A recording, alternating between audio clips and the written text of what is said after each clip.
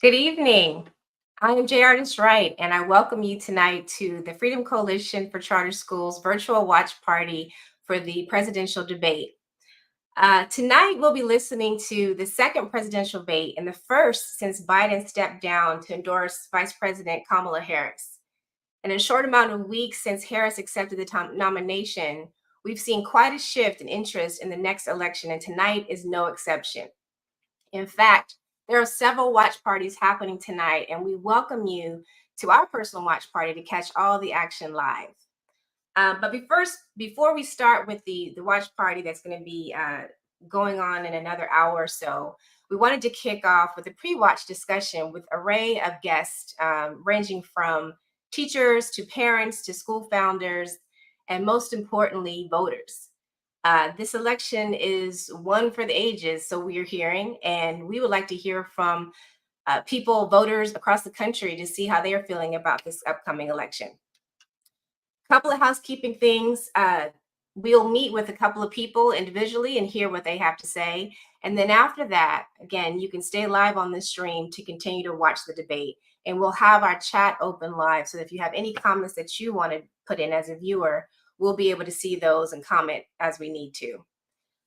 So without further ado, I would like to start with our first guest, who is Victor Evans, the Vice President of the Poplar Group.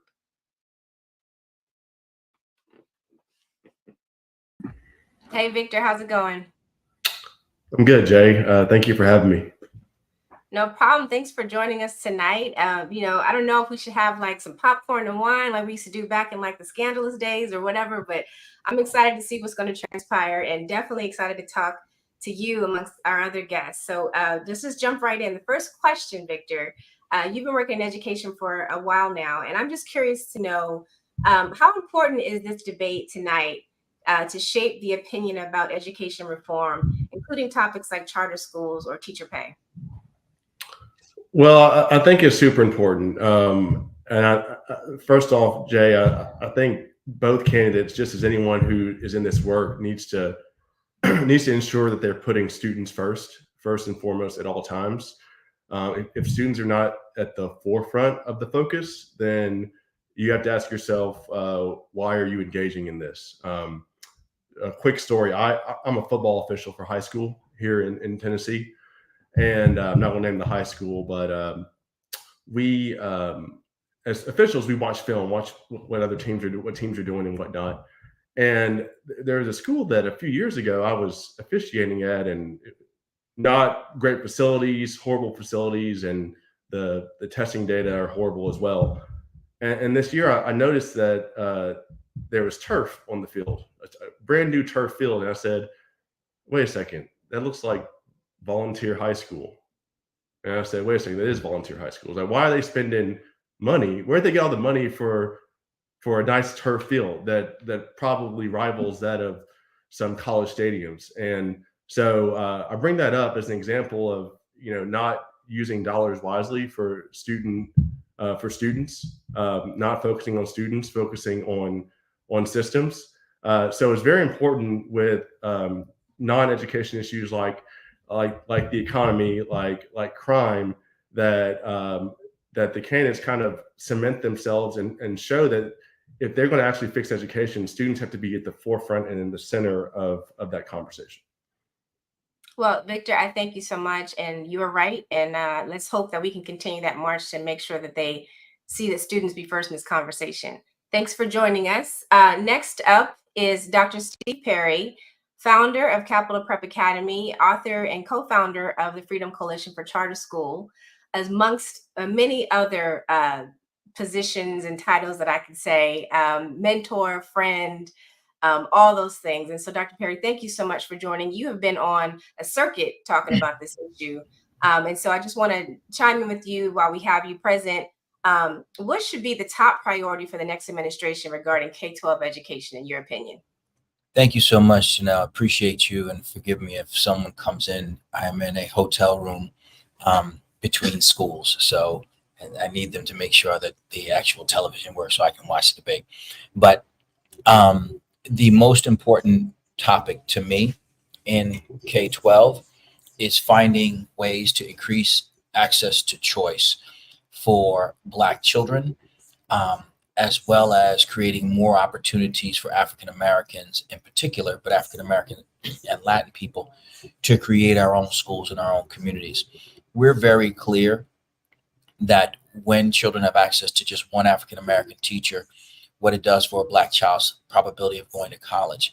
Well, what happens when you have African American and Latin founders and who are controlling not just who's hired, but what's taught?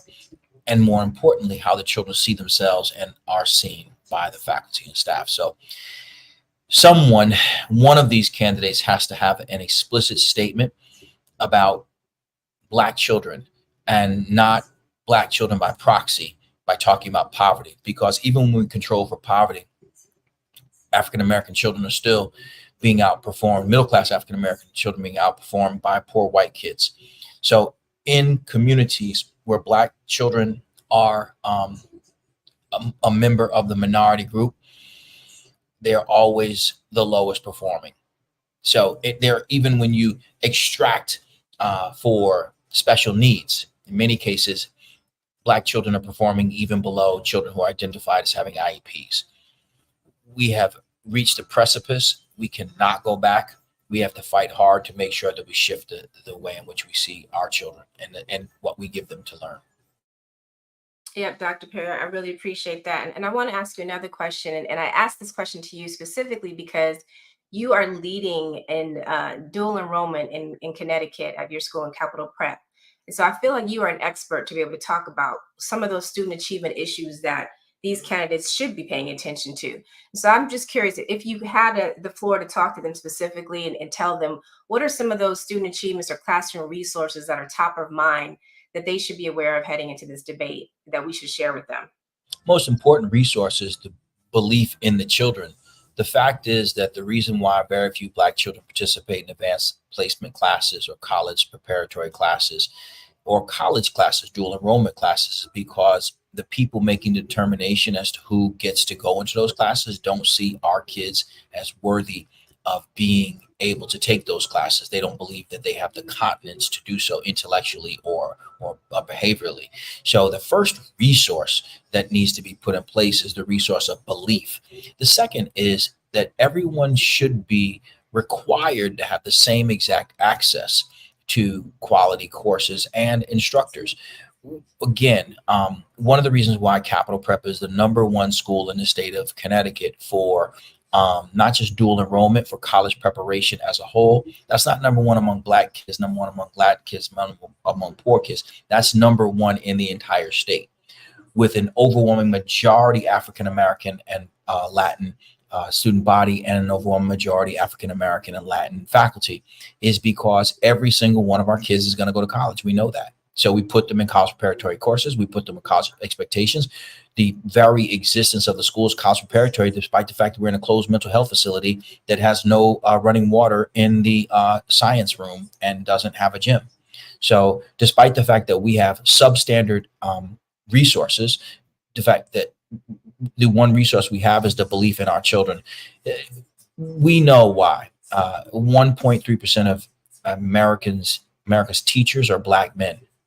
Yet the most suspended, expelled, and disciplined child is a Black male. Why is that? Because there's no representation in education for us. So another thing we have to do is we have to change the certification processes across the country that have no bearing on a person's ability to be able to teach, and quite frankly, are really effective at making sure that Black men in particular, but Black and Latin men, never make it into the classroom. They make it as deans of students. Deans of mean is what I call them, behavior techs, security officers, and other people in the building to check Black boys, but they don't ever make it at the level that they should. We don't make it into the classroom to teach the courses that we should be able to teach.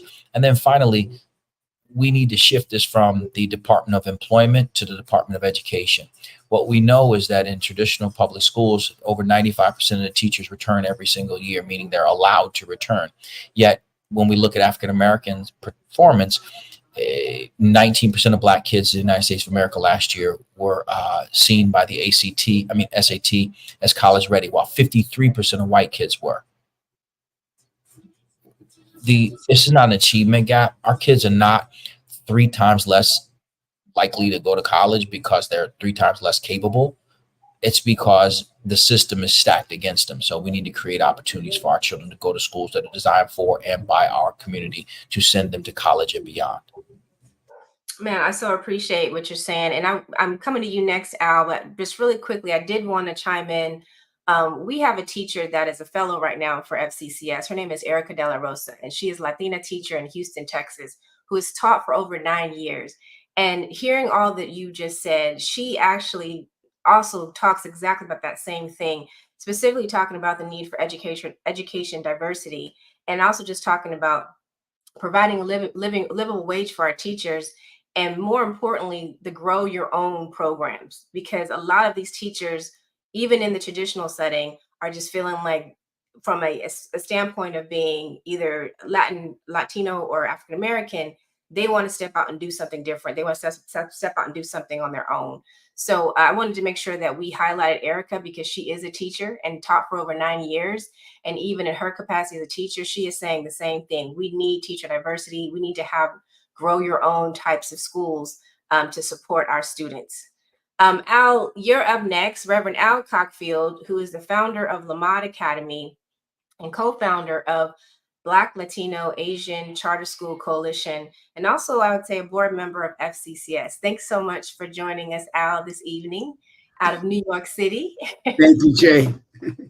So, Al, you're kind of hearing what we've been talking about. I know I have some questions for you, and my questions for you are specifically kind of doubling down on what Dr. Perry was saying about the Black community. What are some of the top issues affecting the Black community that you hope the candidates will speak about tonight? I hope they speak about criminal justice, gun violence, which is a very big problem. Also, when you think about employment opportunities, healthcare, and more importantly, education, the K to 12. So many of our children, Black children across the nation, have been betrayed from K to 12. And so we're hoping that tonight we'll hear the presidential candidates speak about their policies that will affect the education for our Black boys and girls.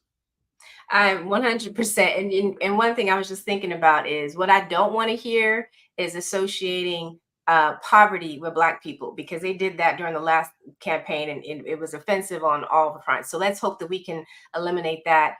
And then, just interesting enough, I think, people have been teasing about Trump talking about Black jobs. I just had this, epiphany that we should have T-shirts that say, like, teaching is a Black job, or something like that, just to chime in, let them know about our Black educators that are out here doing great things like yourself.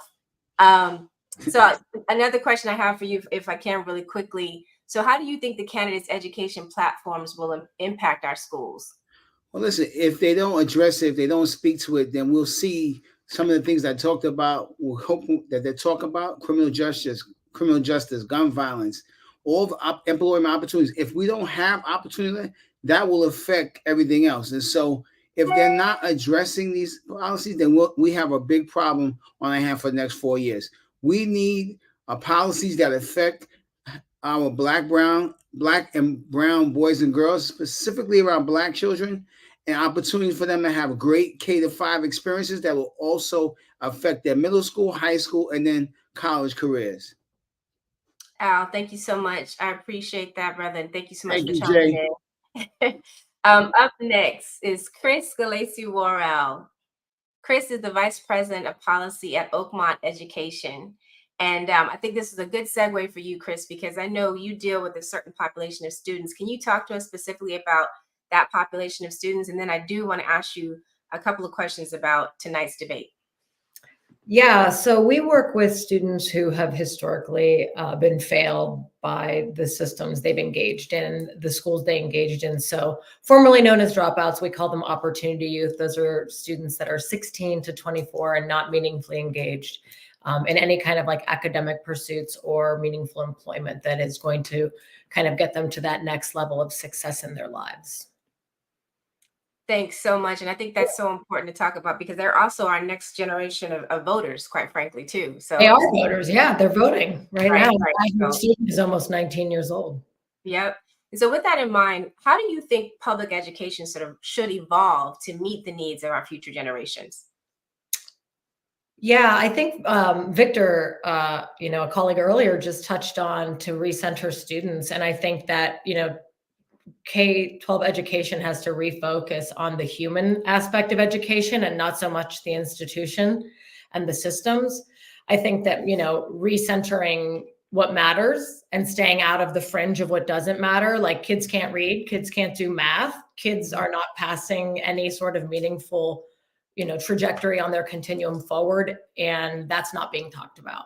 So I think a refocus on what matters and relevance to what's kind of relevant to what's next, not just, college bound students, because that's another situation, addressing college without like a meaningful impact or outcome for our students, to make sure that when they are going to college, they're going for meaningful careers that are going to propel them to that next level, and not being, having a life of taken advantage of from the K-12 system into the collegiate system, where they're saddled with significant debt and little outcomes. So I think that continuum in K-12 can be improved by a refocus on students that can kind of trickle into that post-secondary, where we refocus on student and outcome and impact of what students are putting in. They should be getting that back out.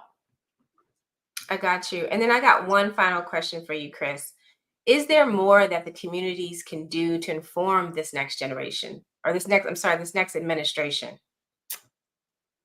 Yeah, I mean, hold people accountable, hold people accountable to what matters. So hold people that they've elected into office accountable. If somebody says, I love the work you're doing, I love your school, it's awesome, and I love where your child goes, it's an incredible school, it just so happens to be a charter school, that's okay, that's great with me. But then when a bill hits the floor, all of a sudden all of that washes away, and there's not a lot of support. So I feel like communities becoming more engaged and understanding that they're the boss of that dynamic, that the people they elect work for them. I think that has been forgotten by many of us in a lot of our communities, that this is somebody in an administration that's supposed to have outcomes and impact for communities, not the other way around. Thanks so much, Chris. Thanks for joining us. And for those of you who may have just tuned in, I am Jay Artist Wright, the Executive Director of the Freedom Coalition for Charter Schools. And we are doing a pre-watch discussion for the virtual watch party tonight. We just had a couple of our guest speakers come and talk to us. We've heard from Victor, who basically said we have to put students first in this time and make sure that we are thinking about what's the best for our children that are in these schools, the K-12 system. We heard from Dr. Perry that basically talked about a variety of things, but I found what was most important is that, he said the system is rigged and set up against specifically for Black students. And at the same time, he has been in a school, leading several schools that have taken those students that were once said that they couldn't succeed, and basically flipped that around, got them to succeed, got them to and through college by way of just caring about them and believing in them, which I think is also really important to note.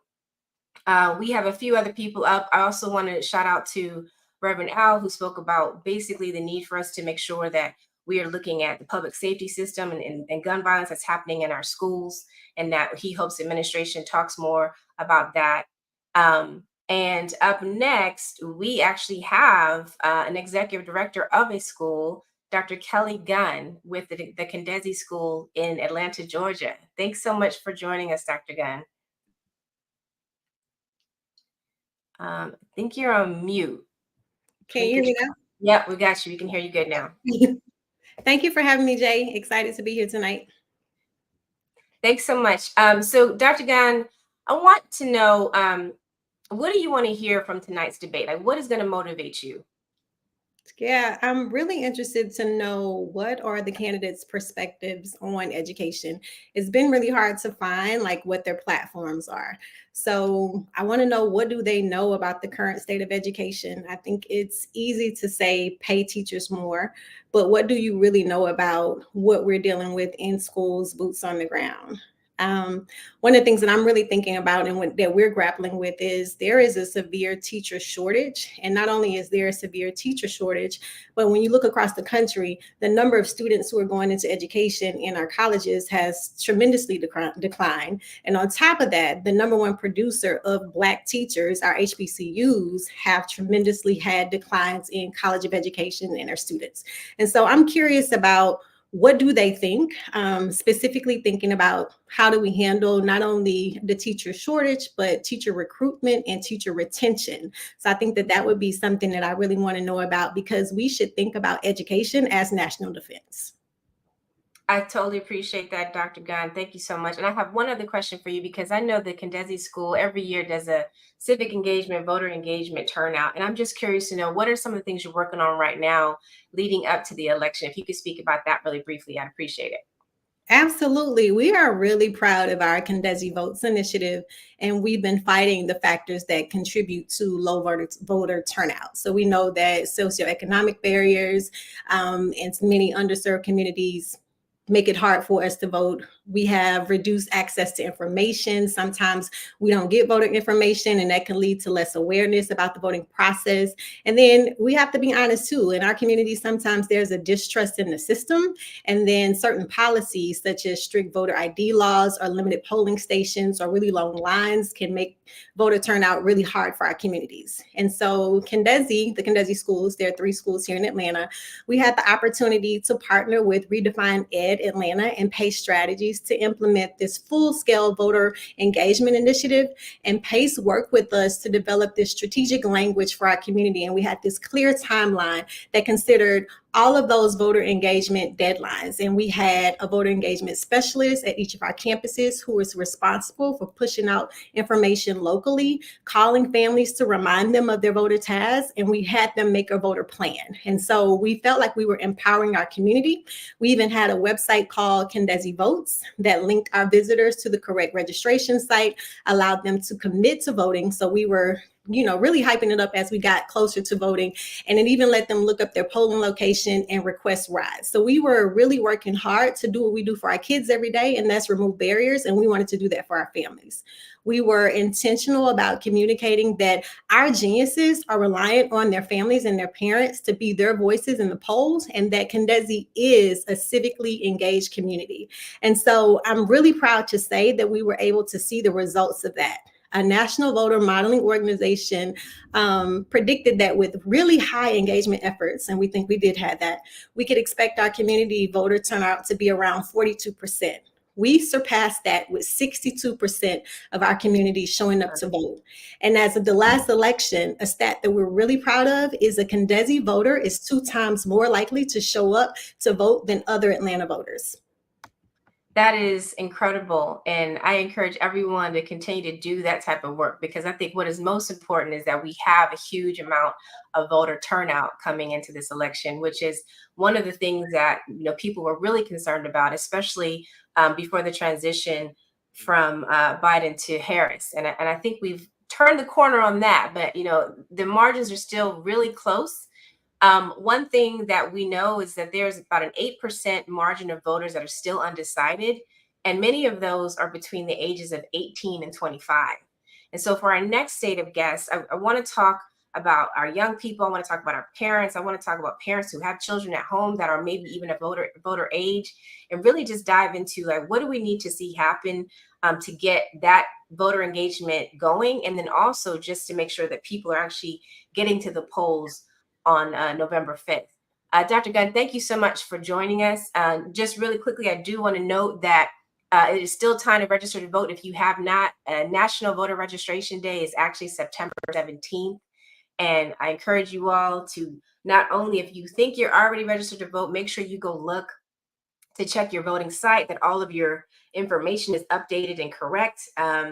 And just be ready to go without any delay or any worry. So National Voter Registration Day, again, September 17th.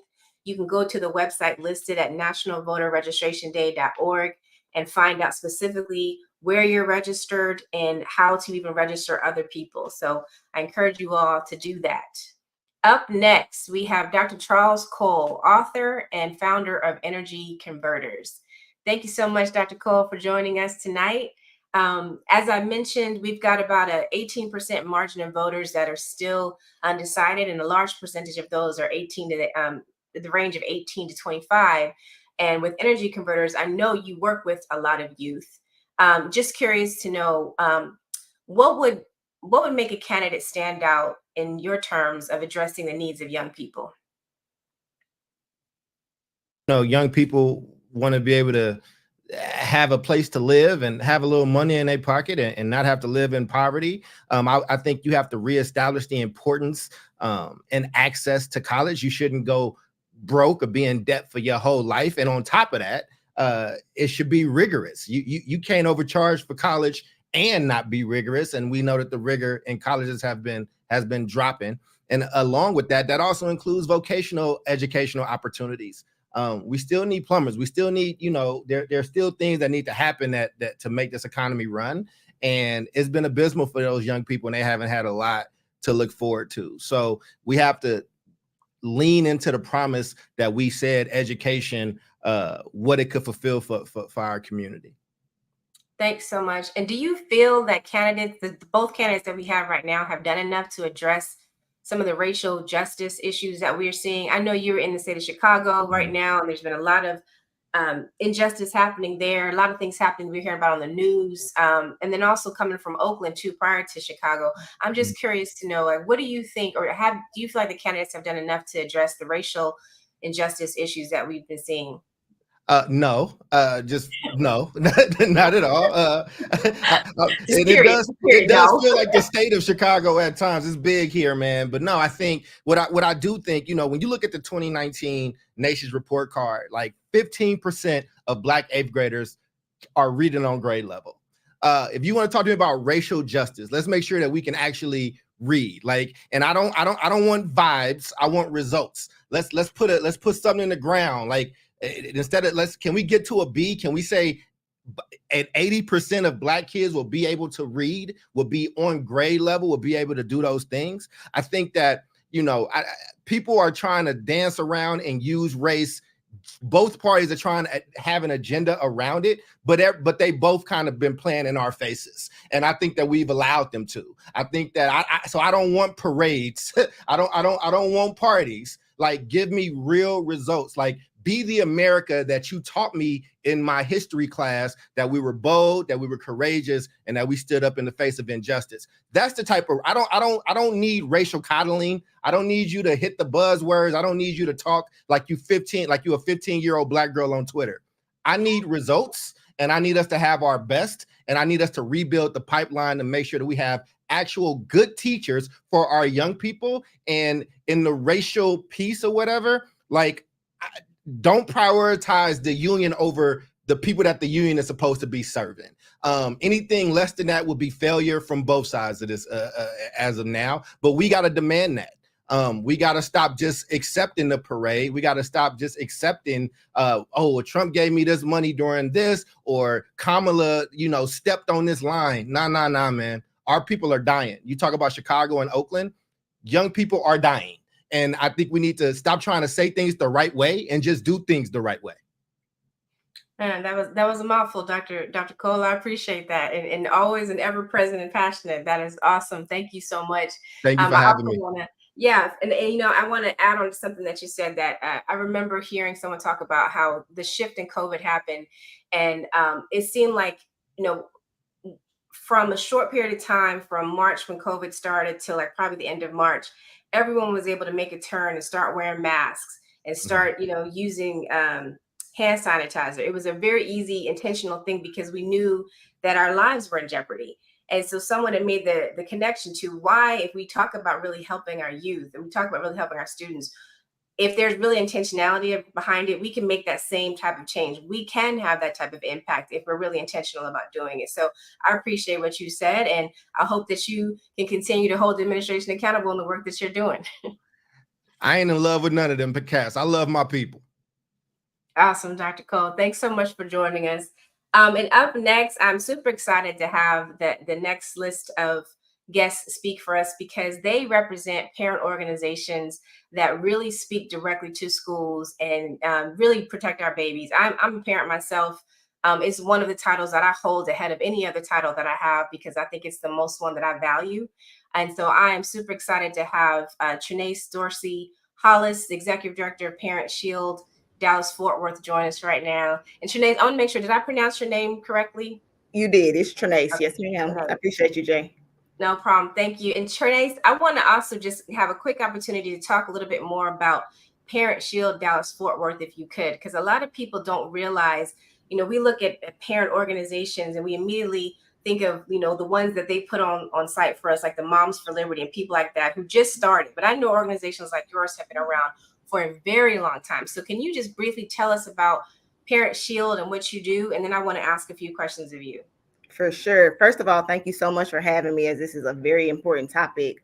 So Parent Shield, we are a parent advocacy group. We work for parents and with parents. We don't work for any school specifically, but our main focus is to help parents engage around advocating for the best quality of education for their children. I mean, like you said, you're a parent, and that's the title that you hold at the highest, standard.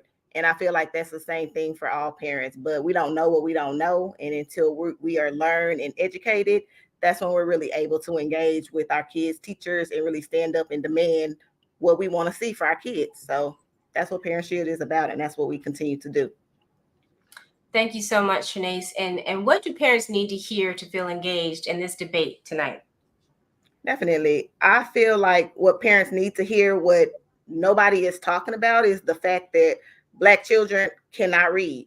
That's the specific issue that needs to be addressed. That's what we want to hear our electeds speaking on, so that we can know that our children are being prioritized and that our children do matter. This is definitely a crisis that we're in nationally. It's not specific to the DFW area. So we want to make sure that our kids are put at a high priority and that their education is important to our leaders. Yep, I appreciate that. And you're right. And I think that one thing that people miss, a lot of times we do talk about race. And in this context, it's not just about the fact that it's Black kids. It's about the most vulnerable kids in our schools, which just so happen to be Black kids. And, Absolutely. Dr. Perry mentioned that, in a lot of cases nationwide, our Black children are not reading on grade level in math, or I'm not reading on grade level, and they're not meeting the standard in math, even below kids with special needs and on IEP. Yes. That is a crisis. That is true. That is and true. I know that's definitely a case in Texas for sure. Absolutely. And it's like, even at our schools that are doing semi-good, you still have our African-American population, the lowest performing of that school. And it's just like, it's enough. We're tired of it. We want to see our babies performing, outperforming, because we know that they're capable. And we just need to have leaders in place that believe in our kids as well. And I just have to continue to uplift you. Thank you so much. And I want to bring in Sonia Thomas as well. But for both Trinace and for Sonia, I feel like y'all are so valuable for this conversation, because I find a lot of times when we have conversations about education, the first thing people will say is that, well, parents aren't engaged, and specifically our Black parents aren't engaged enough. They don't really get involved. And I know that is not the case with y'all. So Miss Sonia is the executive director of Nashville Propel. I want to bring you in, get your opinion about what you want to hear from tonight's debate. And then also, what do you think voters need to hear to convince them to vote?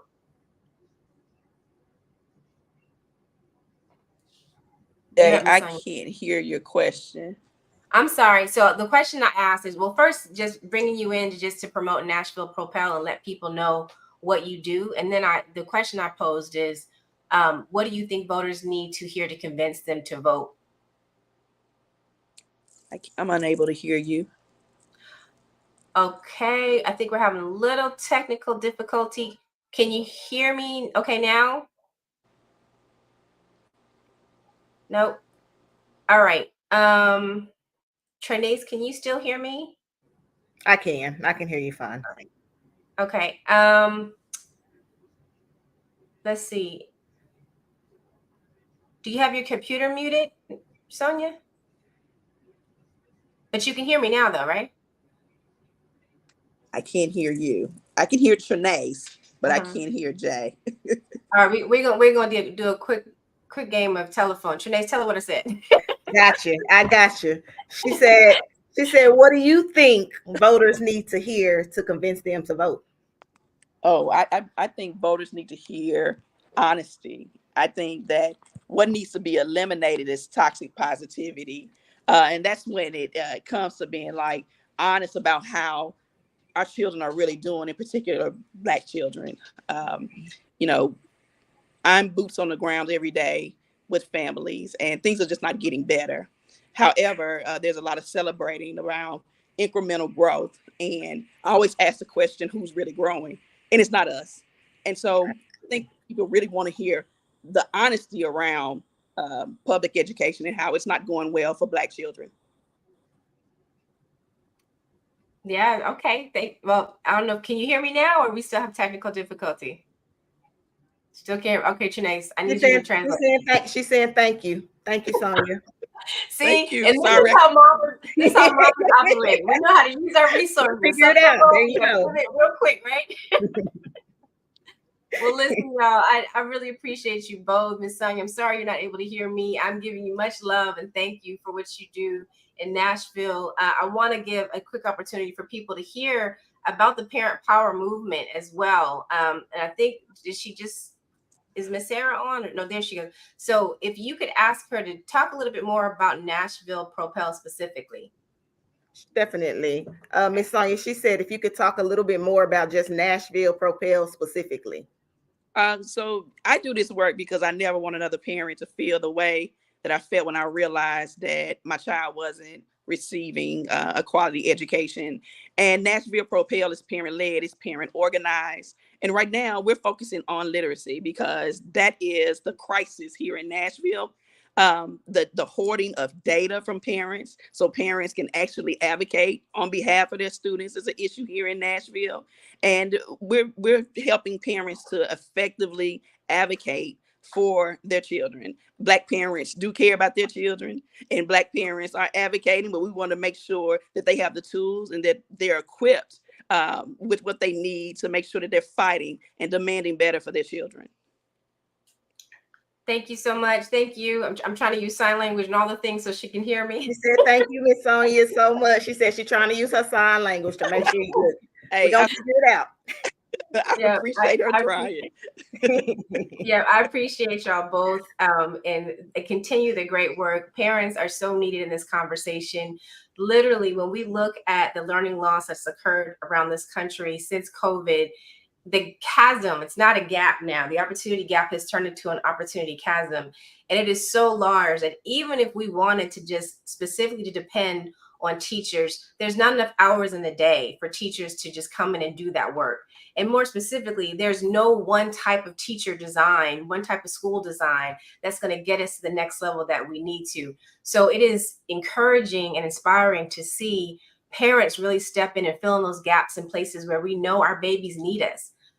It's something, right. And it's something that I even do at home, constantly making sure that my children, once they leave school, they have to still make sure they read for 30 minutes. I'm not going to just depend on them being in school and getting the reading that they need. I have a series of apps that I make sure that they're aware of. And one thing that I always do is go and ask what's happening at the most affluent schools so that I can make sure my babies are getting that same stuff done as well. But that is minimal compared to the work that y'all do with the parent power, with the powerful parent movement across this country, in Memphis, in Nashville, and in Texas. And I appreciate y'all so much and look forward to working with you more in the future to help our kids. So thank you for joining us. Thank you, Jay. Thank you for having me. No problem. Thank you, Miss Sonia. Up next is Ms. Debbie Vinny. Ms. Debbie Vinny is the CEO of Agency Work.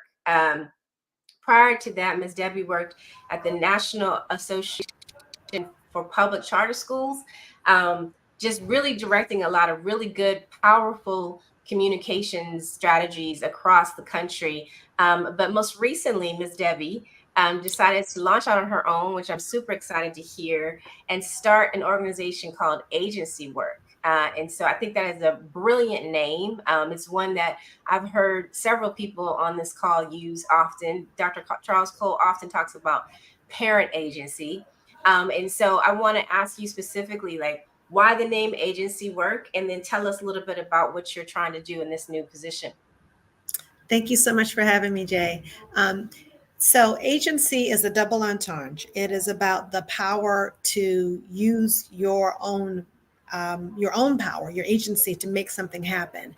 And it's also about being a strategic communications firm. So we are the nation's first not-for-profit strategic communications and advocacy organization. We work with other nonprofits, not in competition with, and we believe that the most powerful and untapped resource in the country is parents. People don't understand how much power these parents wield. And we know that as we begin to tip them off a little bit, when they know how much power they have, that literally anything that's not working for you, you can fix that. You can fire any superintendent, you can fire any teacher, you can demand the types of schools that your children deserve in your community, as long as you understand your power and are willing to move definitively and make that happen. And we know that once parents get a whiff of that and they understand how much power they have and what their agency is, you can't stop them. So that's why the name agency came to me. And I think it speaks to the power that each of us has to be able to affect change. Thank you so much, Debbie. And with that in mind, I want to ask you some other questions. So how important is this debate to address issues related to education reform and funding? I think it's very, very important. I'm worried that it won't come up. And I'm worried because nobody is talking about this huge fiscal cliff that is looming. We're not talking about educational funding and how it is absolutely going to be diminished across the country in just about like every way you can think, every state, every school district. And specifically, we all got a big infusion of cash during the pandemic. So we had these emergency ESSER funds that went into states and then down into LEAs, such as charter schools and into school districts. And then we had Title I dollars that were tripled. And that is all being rolled back. And so our kids who are in as great a need as they were at the height of the pandemic in terms of learning loss, in terms of challenging scores on their standardized assessments, in terms of chronic absenteeism, they're now going to be significantly under-resourced. And I don't think anybody is willing to really talk about that on either side of the party and what they're going to do about that. Because we're getting ready to come into something that looks like the Hunger Games. When people figure out how much they're going to lose in terms of resources, I think it's going to look a little bit like cannibalism and people like doing a lot of infighting and trying to take from those that they think they can take it from. Okay, and then one of the things I want to talk about that I think everyone's been hearing about Project 2025. A lot of people, though, don't know about the Democratic platform also on education. So I want to just set it up really quick to talk about what we're hearing from both administrations. So on one hand, we have Project 2025, but people may be familiar with because it is in the Trump's campaign, even though a couple of weeks ago he tried to deny he had anything to deal with it. But now he is saying he cannot wait to get into office to basically eliminate the Department of Education, amongst a series of other things. That is a huge shift in thinking and mindset and all the things in regards to what we see trickle down from the federal government. On the other side, we have this Democratic platform that just came out a couple of weeks ago at the DNC, I believe, where within the platform, it talks about specifically dismantling the charter school process. Mm-hmm. And I know you've been dealing with this issue first in front. So can you talk a little bit about basically what you're seeing on both sides and quite frankly, which one is worse and why? Well, they're all bad. I would have to argue that getting rid of the Department of Education would probably be worse because the very things that we're talking about, like Title I dollars or dollars for students with disabilities, or even if you're talking about civil rights protections, those things are all done through the Department of Education and those funds flow through the Department of Ed. So getting rid of it would make sure that the federal allocations for those pots of money also disappear. So we should be incredibly worried about that. The Democratic platform language is also very, very troubling. It is an all-out assault on public school choice, specifically charter schools. So some of the things that they're talking about are so draconian that if they were able to get this to actually be enacted, it would be the death of charter schools. So I'll throw one out. For example, there's a proposal within the Democratic platform language that any charter school that's up for renewal would have to get approval from the district that it's nearby in order to be able to be renewed. Now, you have an idea of how many school districts are going to go along with that. They will use that absolutely as an opportunity to shut those schools down and to not renew them. Another thing in the platform language from the Democrats is charter schools program funding. The only federal source of funding for the startup replication of charter schools would also be left to the discretion of school districts. And then there's other language in there about creating another like bureaucratic layer at the Department of Education that would override the role of the authorizer so that they could step in and determine whether or not they think that the school is being transparent enough. And there's some other things that we see all the time, like the attacks on for-profit management companies and so forth. But there's a lot in there that should frighten us. And considering that there is a huge majority of kids of color, 70% Black and brown kids that are at charter schools. Make no mistake about it. Any attack on charter schools is a direct attack on our communities. It's a direct attempt to keep our kids from being able to be well educated and to take some of the highest performing options off the table. I really appreciate you breaking that down for us and showing the dynamics and the differences. And I know that right now, those are just platforms. Nothing is in the regs, nothing is put into policy. And that is why it's so important for us to be paying attention to what is going on, to pay attention to specifically what people are saying, because that is ultimately how it should inform your vote. And more importantly, how you need to hold whoever you decide to vote for accountable when they get into office. So I really appreciate that. I think opportunities like that, someone actually mentioned in the chat, I really hope they mention some of this during the debate, because we need to know where they stand, which is so true. Melanie, thanks for reaching out and sharing that. And also the fact that Danielle Davis mentioned education and civics refreshers. Mhm. Most people don't even remember who's responsible for the type of government at all levels. And it's sad to think about the fact that that's not happening at a basic level, but it's real. I mean, even as we go into this election, people say all the time, you got to vote down the ticket. It's not just about the president. It's about the people in your local office that are going to be in positions of power as well, and how they're going to directly impact you that people aren't paying attention to. And so most people don't even know who the candidates are that are running for school board or for city council, and they wield so much power. I mean, I stand out at my polling place and educate people as they're walking in and shake down candidates like, okay, where do you stand on this? Where do you stand on that? Because it's important that we know that information, because they really wield so much power. Yeah, that's so true. And we are about 20 minutes till closing. I wanted to just give everyone just a final opportunity to give last comments. Some people that are been behind the scenes in our green room, you've been hearing this dialogue. You may want to chime in and add more. You may have a disagreement about something that you heard, but I'd love to have y'all come back in.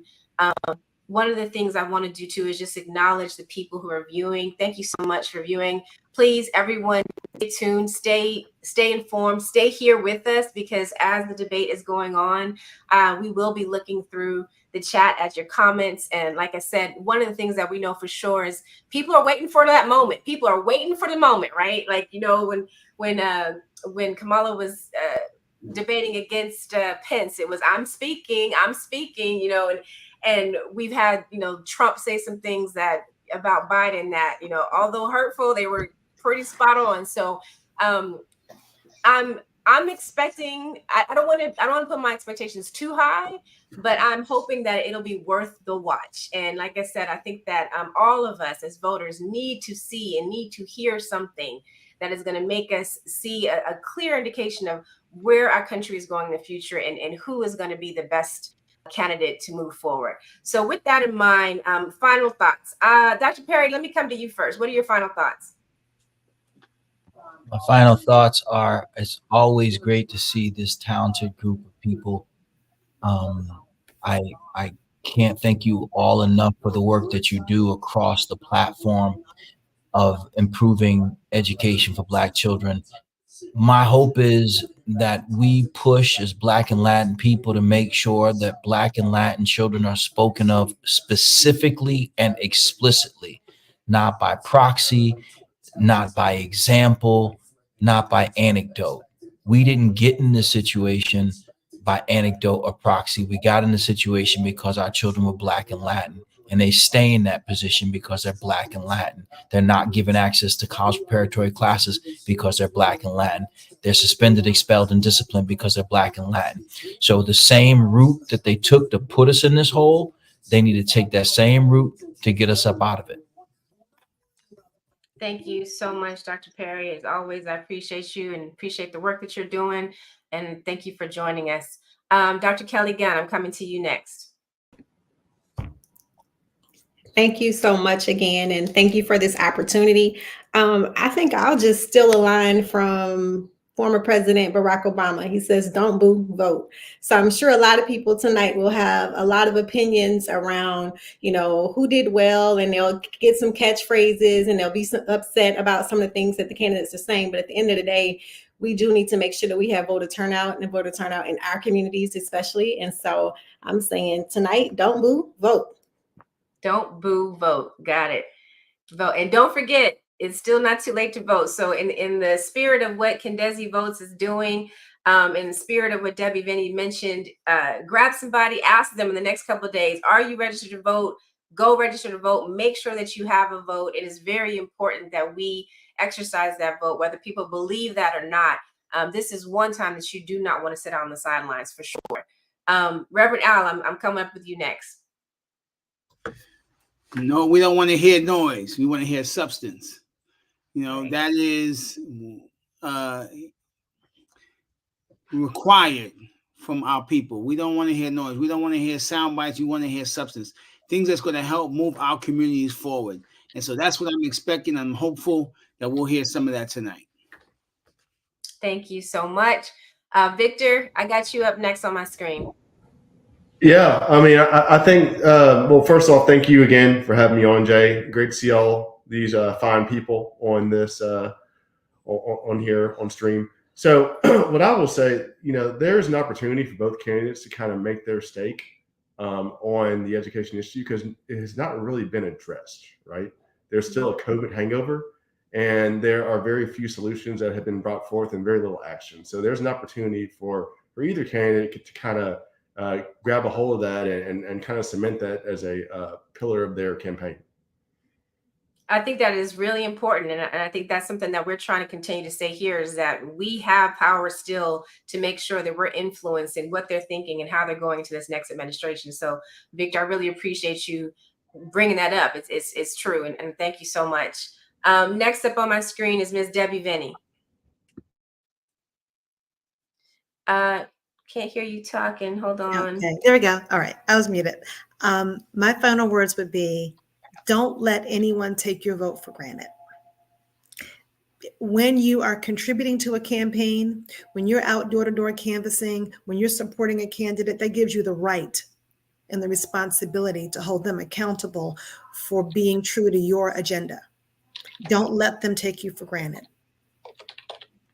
Don't be afraid to speak for what you want. Thank you so much, Debbie. I appreciate that. Chris, what are your final thoughts? I feel like Dr. Cole's, when he said, I don't want vibes, I want results, that's going to ring in my head nonstop. So I really feel like it's an opportunity to rise above the noise and not just like ride the vibes, because the feeling can be awesome and that's great. And it's a party, but it doesn't matter when kids can't read and kids can't do math and kids can't go on to the next level. So I don't want vibes, I want results. And then I also want Dr. Cole to come and talk to all of my staff and all of my students and all of my board members. So there's some other stuff. So yeah, that's what I want.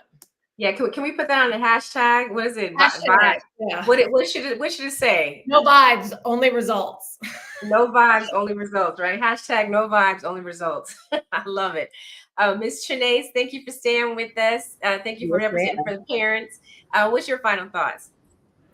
I would just say it's just time out for the low bigotry of expectations. And our kids are not going to get a second chance. So the time is now. And parents, we need to pay attention to who we're voting for because they are making the decisions for our children's future.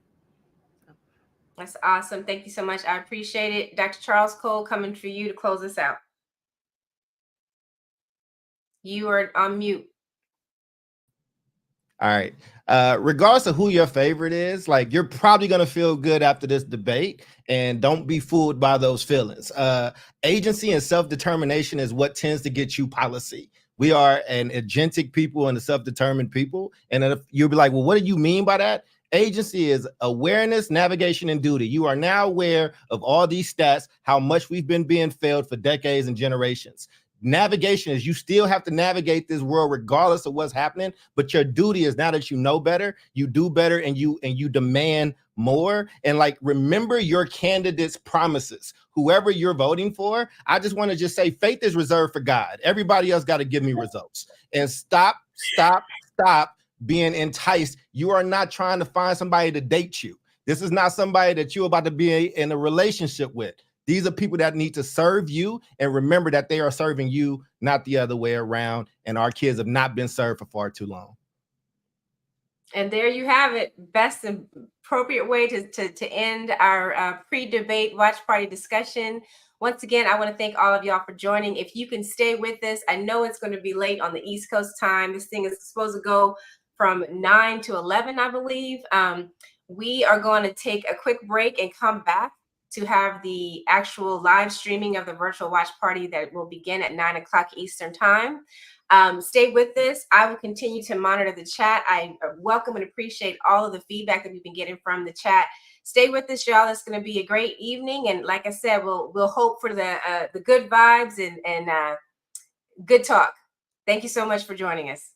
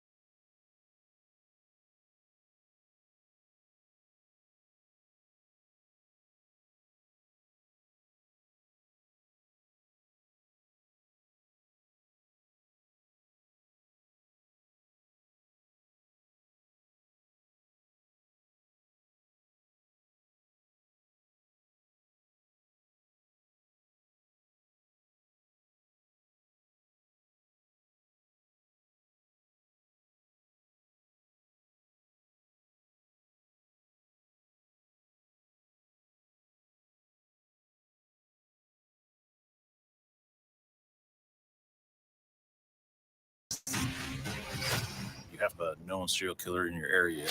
Could he be involved? Find the evidence, find the DNA profile.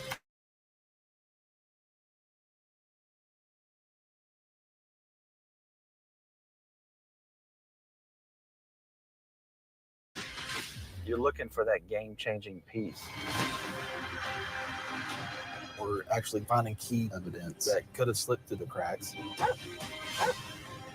One of our guys says, you're going to see this. There's another one. What could be underneath these headstones? Her last hours on this earth were probably the most horrific a person can experience. This beautiful young girl. Police will find out what happened. At wit's end, the hunt for a killer. Now streaming only on Hulu. You're watching America's #1 streaming news. Keep streaming with ABC News Live. Betrayal is one of the hardest types of trauma to overcome. This is her knight in shining armor. Everything felt right. All of a sudden, I found this hidden folder. I opened it. I don't think I can say it. I'm sorry. It's shocking. My stomach just dropped. He just really didn't think I had it in me to do something. So I did. Betrayal, a Father's Secret, the all-new season on Hulu. Let's go. The ship is incredible. It feels like living in a science fiction movie. We just saw what no one has seen before. Wow, look at that. Oh my gosh. Well, dead ahead. We are heading into the unknown. Hammer, hammer, hammer. It doesn't get any more cutting edge than this.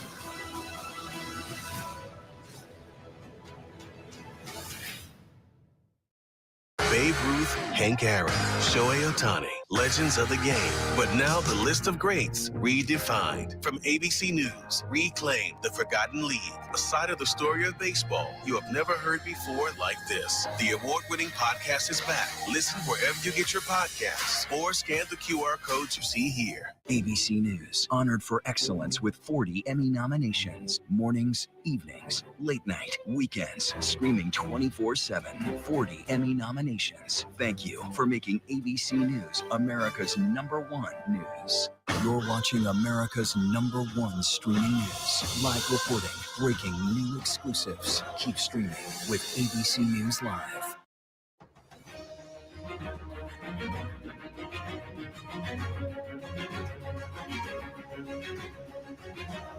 Back now in Philadelphia, about 28 minutes until the debate begins, a debate the whole world is watching because the decisions the next president makes will have a profound effect on America's role in the world, from Ukraine to Russia and, of course, Israel. So let's start there with our Matt Gutman, who has spent months covering the conflict in the Middle East. And Matt, I know this debate is being watched very closely there. Very closely, Martha, and a former longtime advisor for Israeli Prime Minister Netanyahu told me that he's going to be watching very closely for what former President Trump has to say about Iran. He said for Netanyahu, both Harris and Trump are known quantities, but the advisor telling me that for Netanyahu, a Trump presidency would be a dream come true, especially because of the mounting scrutiny that Netanyahu has been under. Increasing allegations that he's been dragging his feet on this hostage deal and ceasefire, mounting even further after the release of that video showing the tunnel in which those 6 hostages were executed, including American Hirsch Goldberg Pollen, not just a couple of hours ago. And if you ask Israelis and Palestinians what they're looking for from Vice President Harris, they're likely to say they want to know what she has to offer that is different from what the Biden administration has been doing the past several months. Despite massive efforts, they've promised that a deal is around the corner, but it remains elusive. And it's going to be a lot easier of a sell for the former president, who's never faced a crisis like this, but he's likely going to say and repeat what he said in the past, that if he were president, October 7th would never have happened. If he were president, he would have been able to have strong-armed Hamas and Netanyahu into a ceasefire and hostage deal that would have saved the lives of many Palestinians and, of course, those hostages, Martha. A lot of challenges about that tonight for sure, Matt. Thanks so much. Ukraine also at the center of this. Let's bring in Chief Foreign Affairs Correspondent Ian Pannell, who is in Ukraine. Closely watched there as well, Ian. Yeah, that's right. I mean, I spoke to an advisor to the president's office today, and he used one simple word: critical. It's critical what happens tonight. It's critical what happens in November, not just to Ukraine, but I think this sends strong signals to other critical areas in terms of foreign policy for the United States, for example, China. And this war is just grinding on. I mean, overnight, Ukraine launching one of its biggest drone attacks on Russia since the start of this war. 20 drones were shot down the Moscow region, over 140 fired into Russia. An apartment block hit, a woman killed, and one of Moscow's airports was also struck. What we've seen is Ukraine repeatedly trying to target Russia in an attempt to try and bring the war home to the Kremlin and to the Russian people. And this is partly because they've been given restrictions on the weapons that have been supplied by the United States and others. And what Ukraine is hoping is that those restrictions are going to be lifted. US Secretary of State Antony Blinken is going to come here to Kyiv this week. Speaking in London, he confirmed that Iran has now transferred ballistic missiles to Russia. He's expecting that those are going to be used in the coming weeks. He describes this also as a critical moment for Ukraine. So all eyes are going to be on tonight's presidential debate. Even apparently President Zelensky expected to tune in. And the outcome, I think, of this presidential debate is going to be critical to the outcome of Ukraine's defense against Russia's invasion. Martha? Okay, thanks so much, Ian. And Ian and I have both spent a great deal of time in Afghanistan, John, as you know, and that will be a key issue tonight. Former President Trump has been slamming the Biden-Harris administration for that disastrous withdrawal, the way it was done in Afghanistan. Hey, look, let's say it bluntly. It was a dark moment for the Biden campaign, for the Biden presidency. It might be the darkest moment of his presidency. In fact, the Republicans have now given the Congressional Medal of Honor, not the Medal of Honor. They announced Medal of Freedom, Congressional Medal of Freedom. Yes. To the 13 service members who died at Abbey Gate in Afghanistan. And one thing, if you look at that moment, so that withdrawal from Afghanistan happened in August of 2021. The other thing that happened in August of 2021 was that Joe Biden became an unpopular president. His popularity, his favorability ratings went below 50%. They never came back. But Joe Biden was also at the time saying this would not be like Saigon. We also saw those images of that. It's hard to play that down. If you're the president, it's hard to call that a success. And Mary, let's go back to Israel and Gaza, a key issue also for Kamala Harris, and a very, very fine line she has to walk. A very fine line. And this is one of those rare issues where she is taking a notably different tone from the president. She has been much more forceful in speaking out about the humanitarian crisis in Gaza, stressing, yes, of course, Israel has a right to defend itself, but saying Palestinians also have the right to dignity, security, and freedom. Now, policy-wise, she is largely vowing to continue the policies of the Biden administration, but there is no question on this issue, she is facing the most pressure from Democratic voters. I've been at nearly every Harris rally so far, and at almost every one, she is interrupted by protesters eager to make their voices heard on that. They will be listening closely. Very strong voting bloc there too, Rachel. Yeah, they're going to be listening to that message. All right, so coming up, Senator Tom Cotton and Governor Josh Shapiro are standing by with just about 20 minutes until the debate. Stay with us.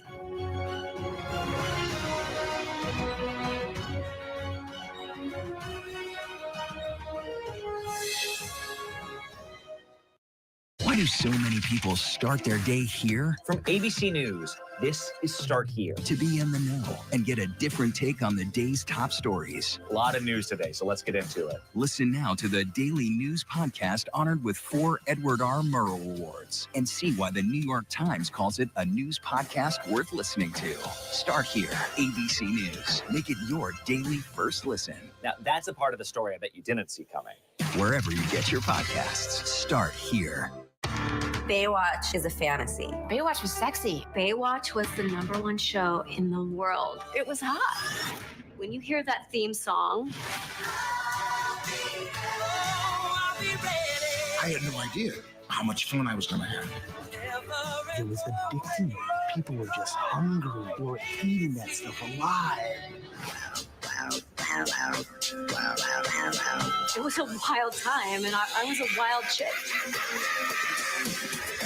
Everyone tuned in to watch the show because you knew you were going to see someone sexy. I mean, everybody was pretty. Not just white women can look hot and sexy. Anyone can do it. Jason Momoa exploded off of Baywatch. Carmen was a bombshell who had something to say. Pamela Anderson was an icon. Pamela was the sweet girl from Canada who came to get the American dream. really proud of everything I've done. Almost. Baywatch was a whirlwind of epic highs and bitter lows. It was a lot of pressure. They had to wear next to nothing. You want me to wear this? What? He with the best abs wins, or she with the best boobs win. They just wanted to like put you under a microscope and see where your flaws are. Everybody was disposable, and if you didn't fit into their brand, you were gone. Baywatch empowered me. Every now and then it hurt me, but so do the people and the things we love. I need to take a break, okay? Greed and lust, fame. It's crazy. It changed everything. It was about pushing the envelope. Iconic. So hot. Everyone likes to watch sexy things. What's good to watch, read? Where can I get a great deal on what I'm just dying to buy? Oh, it's all right here. GMA Life. Get the latest celebrity buzz, deals and steals, and the coolest lifestyle tips from GMA. I love that so much. Streaming weekends on ABC News Live. With so much at stake, so much on the line, more Americans turn here than any other newscast. ABC News World News Tonight with David Muir, America's #1 most watched newscast across all of television. First thing in the morning. There's a lot going on. We're still in a flash flood warning to catch you up with what happened overnight. Clashing over national security. What's happening today? Tensions in the Middle East. What people are talking about. The worries on Wall Street. Fast, straightforward. With some fun in between. Catching up on sleep during the weekend could be good for your heart. Non-alcoholic bars are popping up in a growing number of cities. That's the spirit. America This Morning. America's #1 early morning news. On ABC News Live. More Americans choose ABC News, America's #1 news source.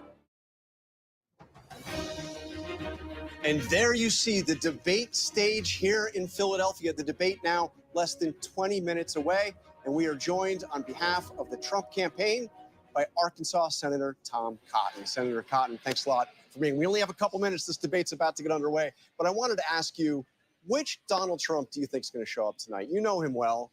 Is it going to be the Donald Trump that is going to be making personal attacks, insulting Kamala Harris, or is it going to be the Donald Trump that's going to focus on his issues? John, I think you're going to see the Donald Trump who's president for 4 years, who has a clear record. This campaign is unusual. We don't have a candidate running for office for the first time. The American people remember what it was like under President Trump. We had stable prices, rising wages, a secure border, and peaceful, stable relations around the world. Under Kamala Harris and Joe Biden, we've had record high inflation. We've had a wide open border. We've had war breaking out everywhere. The American people are going to remember after tonight that times were good under Donald Trump, and they want another 4 years of President Trump back in the White House. And we noticed he was spending a lot of time looking at the angles, studying the debate stage. He does know the television of this as well. Well, he does, but I think the style and the debate stage and the lighting and all that is going to be secondary in the minds of most voters, especially those trying to make up their minds to what they hear from the two candidates about their record. People remember that with Donald Trump, they had good times. They had rising wages. They had stable prices. We had peace and stability. And with Kamala Harris, a dangerous San Francisco liberal, and Joe Biden in the White House, we've had none of that. So I think it's going to be a clear contrast between President Trump and Kamala Harris tonight, and the American people, starting tonight and over the next 8 weeks, are going to make the decision that they want President Trump back in the White House. All right, there's Senator Cotton with one side of this debate, very sharply worded. Mary, the other side. For the other side now, Pennsylvania Governor Josh Shapiro joins us, of course, a key surrogate for the Harris campaign. You heard Senator Cotton there. He says that voters know who Donald Trump is. You've seen the polling. A large slice of voters say they simply don't know enough about the vice president.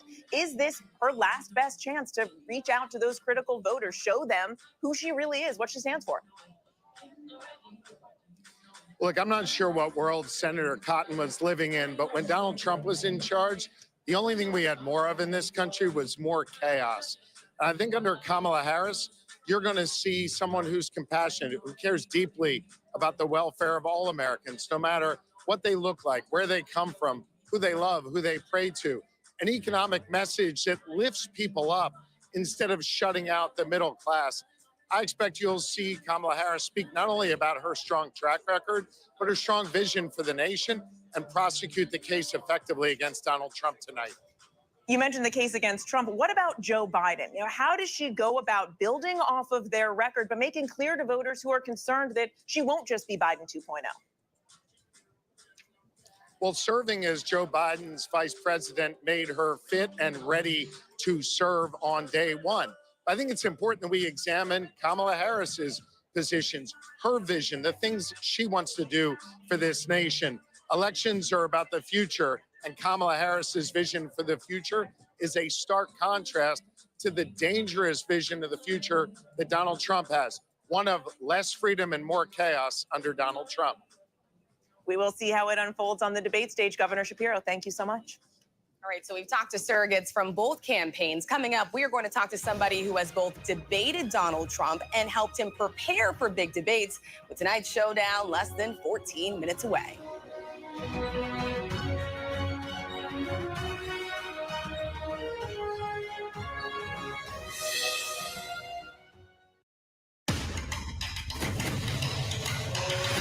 This is Impact by Nightline. Are you kidding me?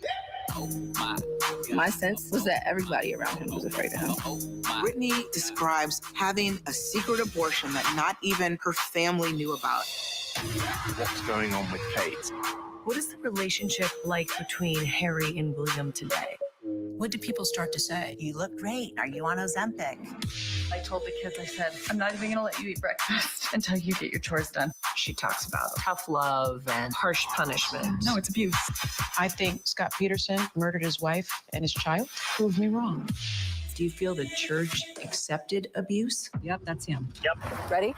Does your church protect sexual predators? How do you top the most watched season yet? Fabulous. It's a bit erratic, a bit exotic. You have no idea. Impact by Nightline. The all-new season premieres this September, only on Hulu. Whenever, wherever news breaks, it's so important to always remember that lives are changed. Here in London, in Buffalo, Uvalde, Texas, Edinburgh, Scotland. Reporting from Rolling Fork, Mississippi. Ukrainian refugees here in Warsaw. We're heading to a small community outside of Mexico City. Getting you behind the stories as they happen. ABC News Live Prime. We'll take you there. Stream ABC News Live weeknights wherever you stream your news. Only on ABC News Live. First thing in the morning. There's a lot going on. We're still in a flash flood warning. To catch you up with what happened overnight. Clashing over national security. What's happening today? Tensions in the Middle East. What people are talking about. The worries on Wall Street. Fast, straightforward. With some fun in between. Catching up on sleep during the weekend could be good for your heart. Non-alcoholic bars are popping up in a growing number of cities. That's the spirit. America This Morning. America's #1 early morning news. On ABC News Live. If you were coming of age in the 1980s, the Brat Pack was near the center of your cultural awareness. But for those of us experiencing it from the inside, the Brat Pack was something very different. The critics agree. Hated the Brat Pack. What a disaster. Why did we take it as an offense? I'm not going to say we were Beatles or anything. Well, we didn't fill Shea Stadium. 1985? I think we could. Betrayal is one of the hardest types of trauma to overcome. This is her knight in shining armor. Everything felt right. All of a sudden, I found this hidden folder. I opened it. I don't think I can say it. I'm sorry. It's shocking. My stomach just dropped. He just really didn't think I had it in me to do something. So I did. Betrayal, A Father's Secret, the all-new season on Hulu. More Americans choose ABC News, America's #1 news source. Here's to Good Mornings in America. Mornings that inspire, filled with hope, kindness, joyous surprises, and so much fun. Start your day with Good Morning America's Ray of Sunshine, highlighting the best of America. Get ready to smile and put the good into your morning, America. You know what will make the morning better? A little ray of sunshine. Reporting from the 2024 Democratic National Convention in Chicago, I'm Kira Phillips. Wherever the story is, we'll take you there. You're streaming ABC News Live. Welcome back. If you're just joining us, I'm Martha Raddatz. We're live from Philadelphia at the National Constitution Center, the site of tonight's debate, now about 10 minutes away. And I'm Jonathan Karl here with Mary Bruce and Rachel Scott. The candidates are just off the stage, ready to walk out. They are in their hold rooms, just minutes from making that walk. Martha, you have been backstage at this moment. What's it like? Well, it's stressful, but it's also that time you just say, this is go time. You get in your zone. I'm sure the nominees, the candidates right now are thinking the same thing. They've studied. They're going to go out, open the curtain. All right, well, then let's bring somebody in who has been there, both debating Donald Trump and helping him prepare for general election debates, the former governor of New Jersey, Chris Christie. So Chris, you've helped prepare Trump for this moment several times. He says he doesn't prepare, but he actually does. Bring us into that room right now. What's going on with Donald Trump? Well, look, at this point, he's in the worst hour of his prep, because you just have to sit there and wait for the time to come, and they make you get there early. And so he is there. He's not really being spoken to. You know, a little small talk here and there, but nobody's trying to give him any kind of clues. So let me ask you the question. Let me ask you the question I tried to ask Tom Cotton. He didn't exactly give me an answer, but you will. Which Trump is going to show up tonight? You know what I mean by that. Which Trump? I think at the beginning of the debate, the Trump who will show up will be the calmer Donald Trump. He knows inherently after the 2020 first debate against Joe Biden that the other Donald Trump is not the one that's a winning formula. The question's going to be, will he be able to continue to maintain that approach through questioning by David and Lindsey and through any comments that Vice President Harris makes in his direction? And that'll be the key to how he performs tonight. And you and I were talking, you helped prepare him for those 2016 debates against Hillary Clinton.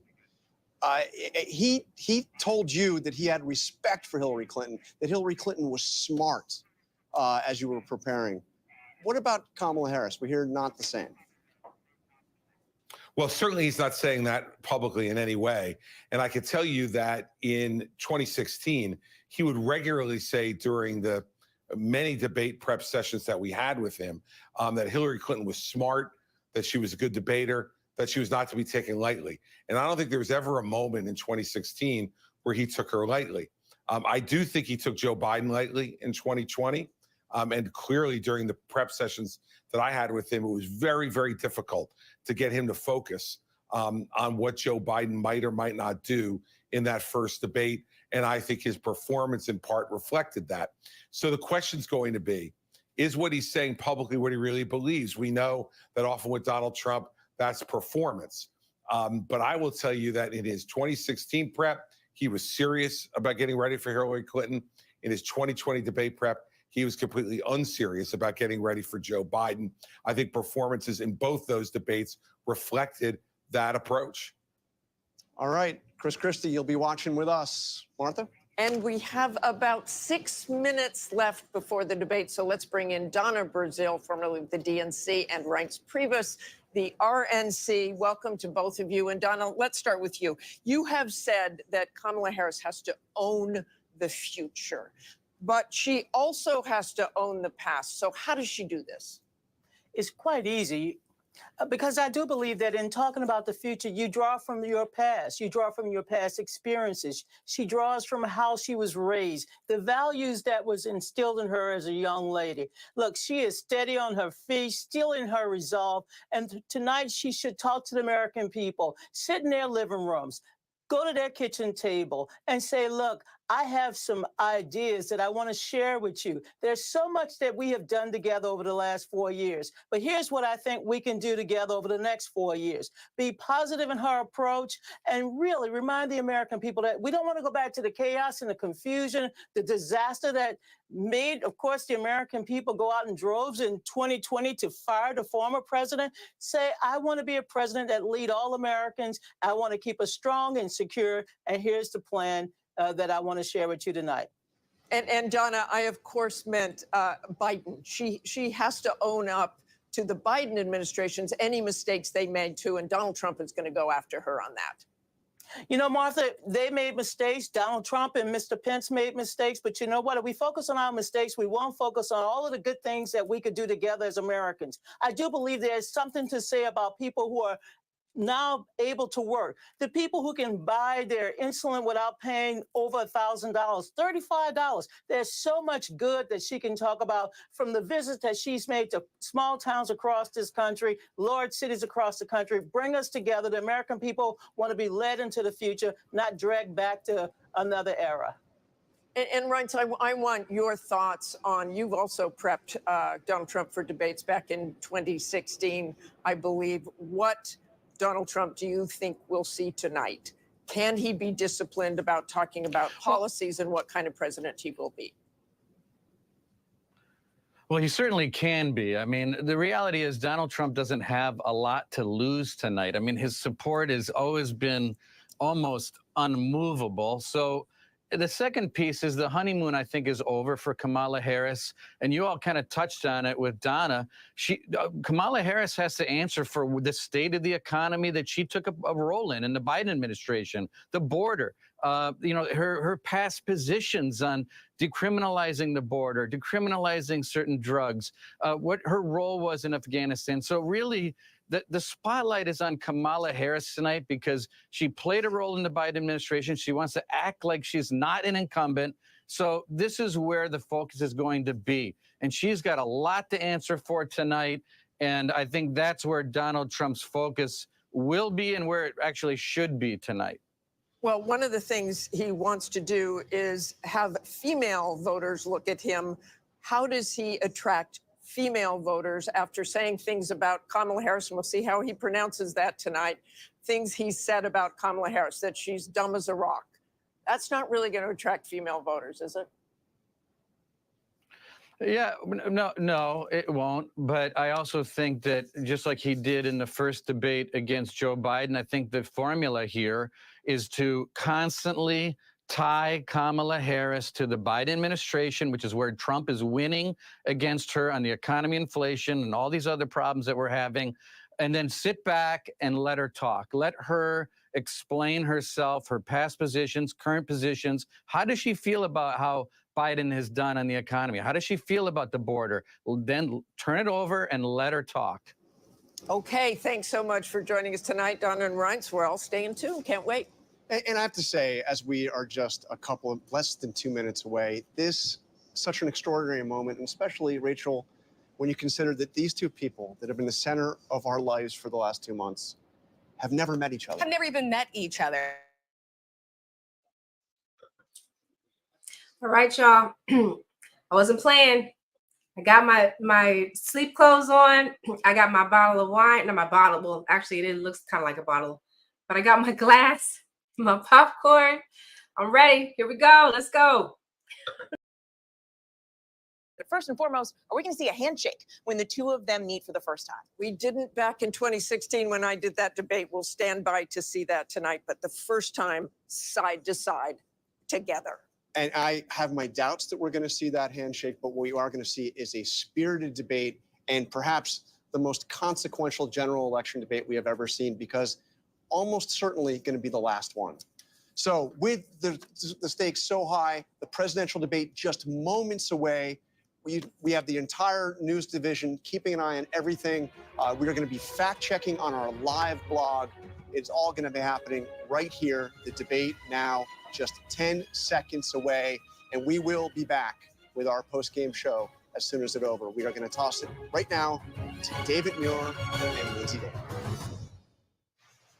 Tonight, the high-stakes showdown here in Philadelphia between Vice President Kamala Harris and former President Donald Trump. Their first face-to-face meeting in this presidential election, their first face-to-face meeting ever. A historic race for president upended just weeks ago. President Biden withdrawing after his last debate. Donald Trump now up against a new opponent. The candidates separated by the smallest of margins, essentially tied in the polls nationally and in the key battlegrounds, including right here in Pennsylvania, all still very much in play. The ABC News presidential debate starts right now. This is an ABC News special. The most consequential moment of this campaign. Kamala Harris. Together, we will chart a new way forward. Donald Trump. We will soon be a great nation again. Face to face. Historic. The ABC News presidential debate.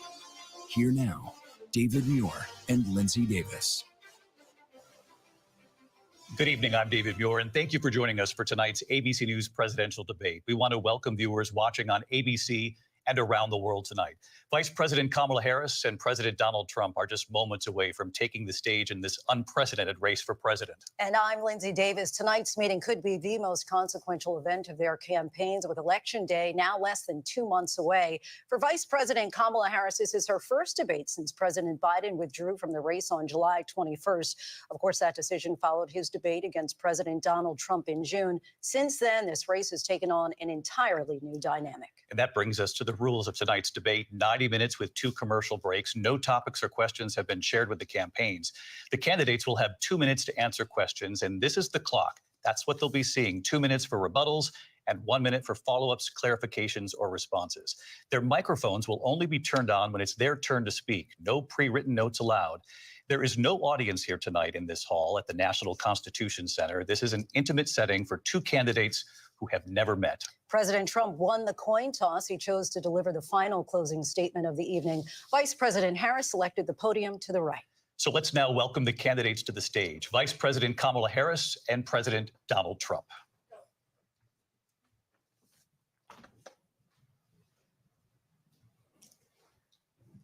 Kamala Harris. Let's have a good debate. Nice to see you. Have fun. Thank you. Welcome to you both. It's wonderful to have you. It's an honor to have you both here tonight. Good evening. We are looking forward to a spirited and thoughtful debate. So let's get started. I want to begin tonight with the issue that voters repeatedly say is their #1 issue, and that is the economy and the cost of living in this country. Vice President Harris, you and President Trump were elected 4 years ago, and your opponent on the stage here tonight often asks his supporters, are you better off than you were 4 years ago? When it comes to the economy, do you believe Americans are better off than they were 4 years ago? So I was raised as a middle-class kid, and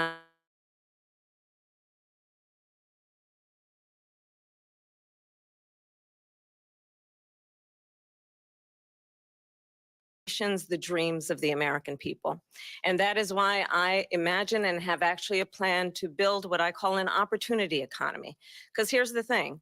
We know that we have a shortage of homes and housing, and the cost of housing is too expensive for far too many people.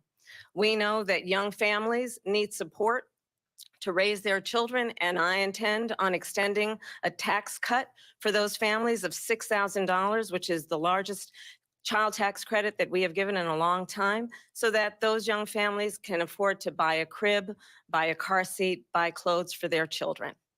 My passion, one of them, is small businesses. My mother raised my sister and me, but there was a woman who helped raise us. We call her our second mother. She was a small business owner. I love our small businesses. My plan is to give a $50,000 tax deduction to start up small businesses, knowing they are part of the backbone of America's economy. My opponent, on the other hand, his plan is to do what he has done before, which is to provide a tax cut for billionaires and big corporations, which will result in $5 trillion to America's deficit. My opponent has a plan that I call the Trump sales tax, which would be a 20% tax on everyday goods that you rely on to get through the month.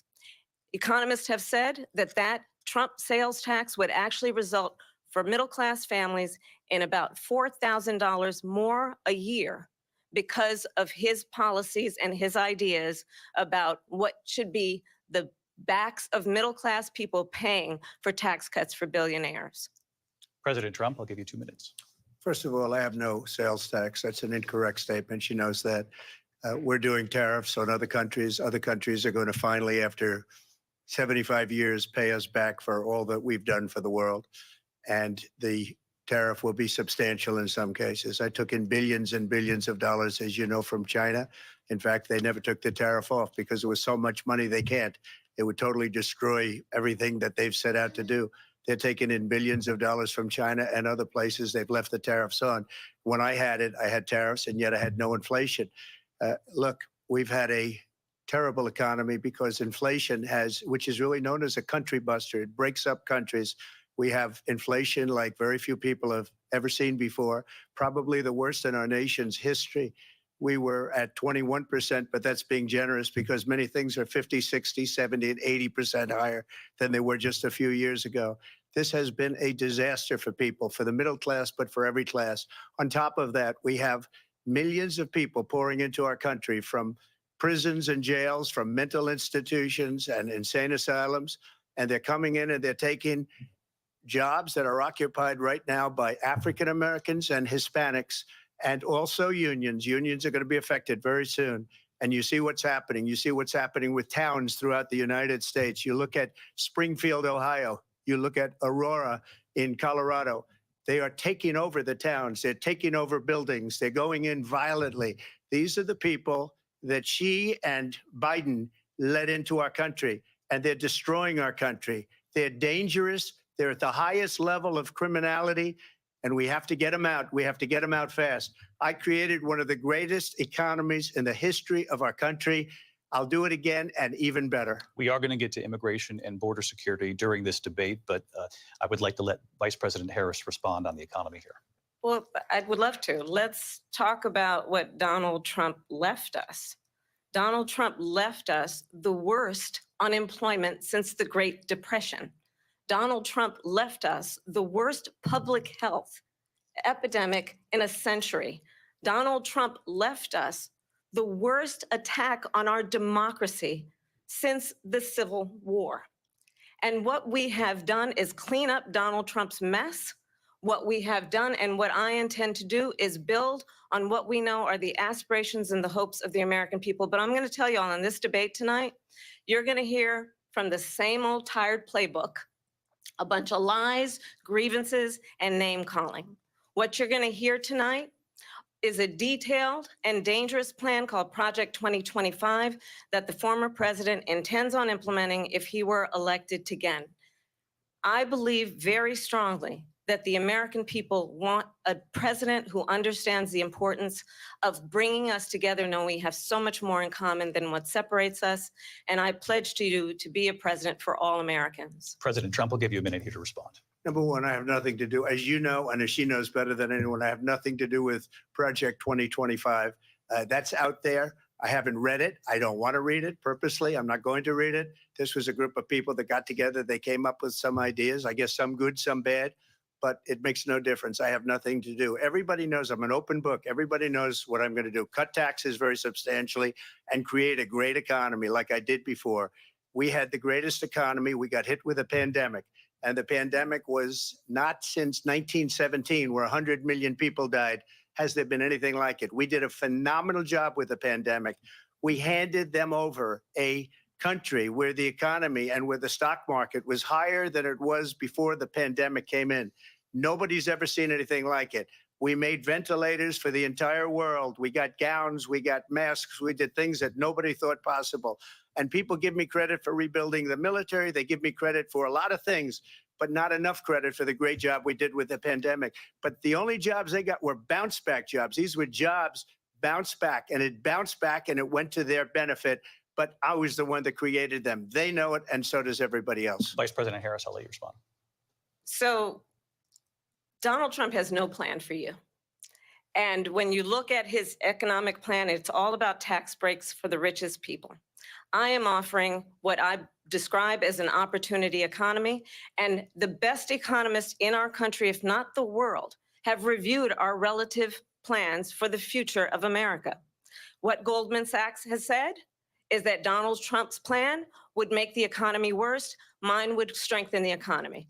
What the Wharton School has said is Donald Trump's plan would actually explode the deficit. 16 Nobel laureates have described his economic plan as something that would increase inflation and by the middle of next year would invite a recession. You just have to look at where we are and where we stand on the issues. And I'd invite you to know that Donald Trump actually has no plan for you because he is more interested in defending himself than he is in looking out for you.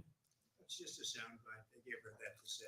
Look, I went to the Wharton School of Finance, and many of those professors, the top professors, think my plan is a brilliant plan. It's a great plan. It's a plan that's going to bring up our worth, our value as a country. It's going to make people want to be able to go and work and create jobs and create a lot of good, solid money for our country. And just to finish off, she doesn't have a plan. She copied Biden's plan, and it's like 4 sentences, like run, spot, run. 4 sentences that are just, oh, we'll try and lower taxes. She doesn't have a plan. Take a look at her plan. She doesn't have a plan. Mr. President, I do want to drill down on something you both brought up. The vice president brought up your tariffs. You responded, and let's drill down on this because your plan is what she calls is essentially a national sales tax. Your proposal calls for tariffs, as you pointed out here, on foreign imports across the board. You recently said that you might double your plan, imposing tariffs up to 20% on goods coming into this country. As you know, many economists say that with tariffs at that level, costs are then passed on to the consumer. Vice President Harris has argued it'll mean higher prices on gas, food, clothing, medication, arguing it costs the typical family nearly $4,000 a year.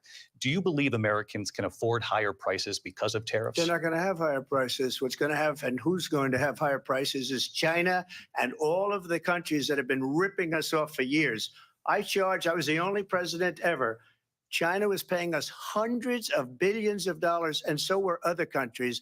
And, you know, if she doesn't like them, they should have gone out and they should have immediately cut the tariffs. But those tariffs are there 3.5 years now under their administration. We are going to take in billions of dollars, hundreds of billions of dollars. I had no inflation, virtually no inflation. They had the highest inflation perhaps in the history of our country because I've never seen a worse period of time. People can't go out and buy cereal or bacon or eggs or anything else. The people of our country are absolutely dying with what they've done. They've destroyed the economy. And all you have to do is look at a poll. The polls say 80 and 85 and even 90% that the Trump economy was great, that their economy was terrible. Vice President Harris, I do want to ask for your response. And you heard what the president said there, because the Biden administration did keep a number of the Trump tariffs in place. So how do you respond? Well, let's be clear that the Trump administration resulted in a trade deficit, one of the highest we've ever seen in the history of America.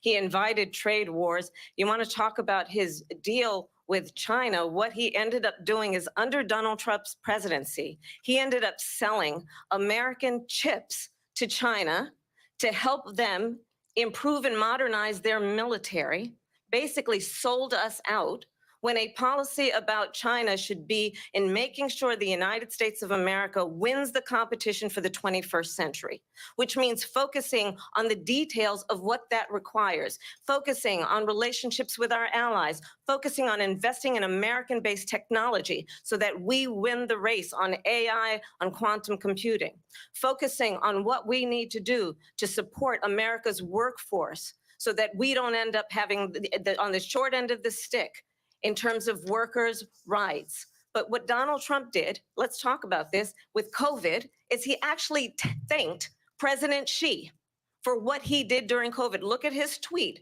Thank you, President Xi, exclamation point, when we know that Xi was responsible for lacking and not giving us transparency about the origins of COVID.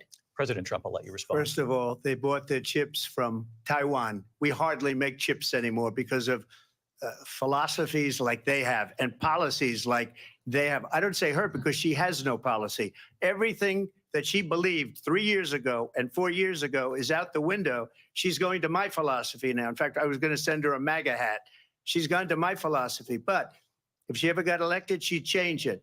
And it will be the end of our country. She's a Marxist. Everybody knows she's a Marxist. Her father's a Marxist professor in economics, and he taught her well. But when you look at what she's done to our country, and when you look at these millions and millions of people that are pouring into our country monthly, where it's, I believe, 21 million people, not the 15 that people say, and I think it's a lot higher than the 21. That's bigger than New York State pouring in. And just look at what they're doing to our country. They're criminals. Many of these people coming in are criminals. And that's bad for our economy, too. You know, you mentioned before, we'll talk about immigration later. Well, bad immigration is the worst thing that can happen to our economy. They have, and she has, destroyed our country with policy that's insane. Almost policy that you'd say they have to hate our country. President Trump, thank you. Lindsay? I want to turn to the issue of abortion. President Trump, you've often touted that you were able to kill Roe v. Wade. Last year, you said that you were proud to be the most pro-life president in American history. Then last month, you said that your administration would be great for women and their reproductive rights. In your home state of Florida, you surprised many with regard to your 6-week abortion ban because you initially had said that it was too short. And you said, quote, I'm going to be voting that we need more than 6 weeks. But then the very next day, you reversed course and said you would vote to support the 6-week ban. Vice President Harris says that women shouldn't trust you on the issue of abortion because you've changed your position so many times. Therefore, why should they trust you? Well, the reason I'm doing that vote is because the plan is, as you know, the vote is, they have abortion in the 9th month. They even have, and you can look at the governor of West Virginia, the previous governor of West Virginia, not the current governor, is doing an excellent job, but the governor before, he said the baby will be born and we will decide what to do with the baby. In other words, we'll execute the baby. And that's why I did that, because that predominates, because they're radical. The Democrats are radical in that. And her vice presidential pick, which I think was a horrible pick, by the way, for our country, because he is really out of it. But her vice presidential pick says abortion in the 9th month is absolutely fine. He also says execution after birth. It's execution, no longer abortion, because the baby is born, is okay. And that's not okay with me, hence the vote. But what I did is something for 52 years, they've been trying to get Roe v. Wade into the states. And through the genius and heart and strength of 6 Supreme Court justices, we were able to do that. Now, I believe in the exceptions for rape, incest, and life of the mother. I believe strongly in it. Ronald Reagan did also. 85% of Republicans do. Exceptions. Very important. But we were able to get it, and now states are voting on it. And for the first time, you're going to see, look, this is an issue that's torn our country apart for 52 years. Every legal scholar, every Democrat, every Republican, liberal, conservative, they all wanted this issue to be brought back to the states where the people could vote. And that's what happened. Now, Ohio, the vote was somewhat liberal. Kansas, the vote was somewhat liberal, much more liberal than people would have thought. But each individual state is voting. It's the vote of the people now. It's not tied up in the federal government. I did a great service in doing it. It took courage to do it. And the Supreme Court had great courage in doing it. And I give tremendous credit to those 6 justices. There is no state in this country where it is legal to kill a baby after it's born. Madam Vice President, I want to get your response to President Trump. Well, as I said, you're going to hear a bunch of lies, and that's not actually a surprising fact. Let's understand how we got here. Donald Trump hand-selected 3 members of the United States Supreme Court with the intention that they would undo the protections of Roe v. Wade. And they did exactly as he intended. And now in over 20 states, there are Trump abortion bans, which make it criminal for a doctor or nurse to provide health care. In one state, it provides prison for life. Trump abortion bans that make no exception even for rape and incest, which understand what that means. A survivor of a crime of violation to their body does not have the right to make a decision about what happens to their body next. That is immoral. And one does not have to abandon their faith or deeply held beliefs to agree. The government, and Donald Trump certainly, should not be telling a woman what to do with her body. I have talked with women around our country. You want to talk about this is what people wanted? Pregnant women who want to carry a pregnancy to term, suffering from a miscarriage, being denied care in an emergency room because the healthcare providers are afraid they might go to jail, and she's bleeding out in a car in the parking lot. She didn't want that. Her husband didn't want that. A 12 or 13-year-old survivor of incest being forced to carry a pregnancy to term. They don't want that. And I pledge to you, When Congress passes a bill to put back in place the protections of Roe v. Wade, as President of the United States, I will proudly sign it into law. But understand, if Donald Trump were to be reelected, he will sign a national abortion ban. Understand, in his Project 2025, there would be a national abortion, a monitor that would be monitoring your pregnancies, your miscarriages. I think the American people believe that certain freedoms, in particular the freedom to make decisions about one's own body, should not be made by the government. Thank you, Vice President Harris. Well, there she goes again. It's a lie. I'm not signing a ban, and there's no reason to sign a ban because we've gotten what everybody wanted. Democrats, Republicans, and everybody else, and every legal scholar wanted it to be brought back into the states, and the states are voting.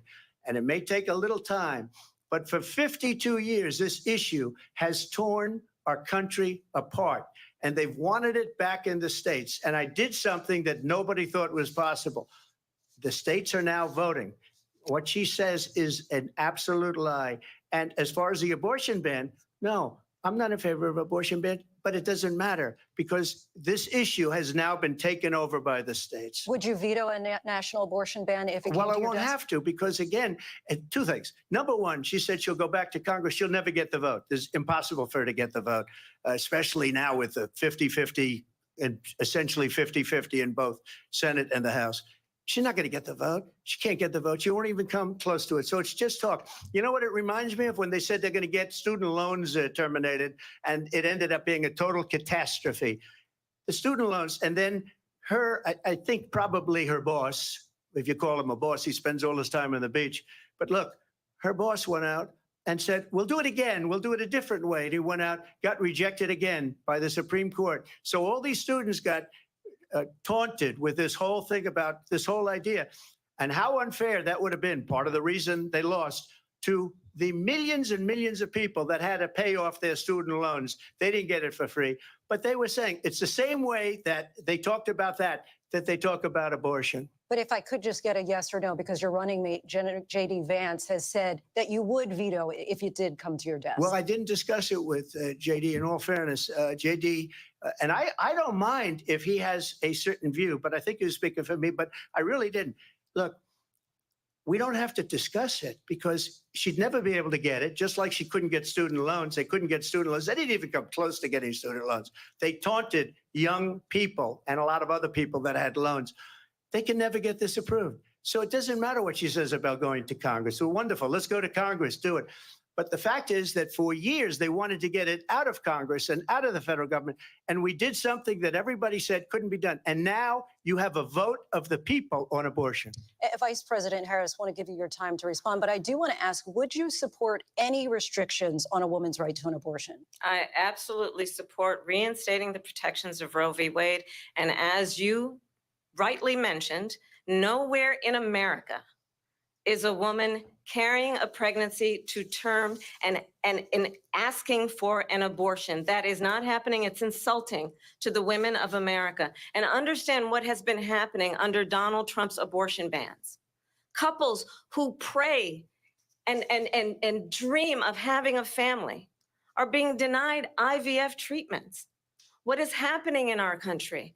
Working people, working women who are working one or two jobs, who can barely afford childcare as it is, have to travel to another state to get on a plane sitting next to strangers to go and get the health care she needs.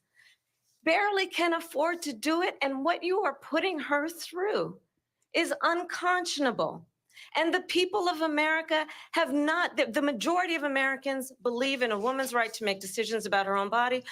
And that is why in every state where this issue has been on the ballot, in red and blue states both, the people of America have voted for freedom. Vice President Harris, Excuse me, I thank have you. to respond. Another lie. It's another lie.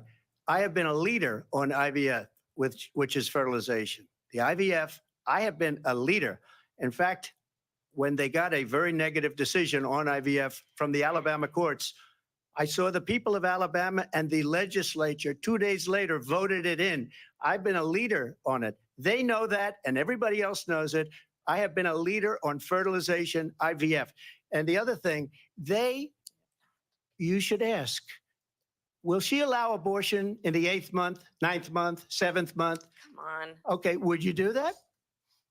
Why don't you ask her that question? Why don't you answer That's the problem. question? Would you because veto? under Roe v. Answer Wade, the question. you Would you could veto? you could do abortions in the 7th month, the 8th month, the 9th That's month, not true. and probably after birth. Just look at the former governor of Virginia.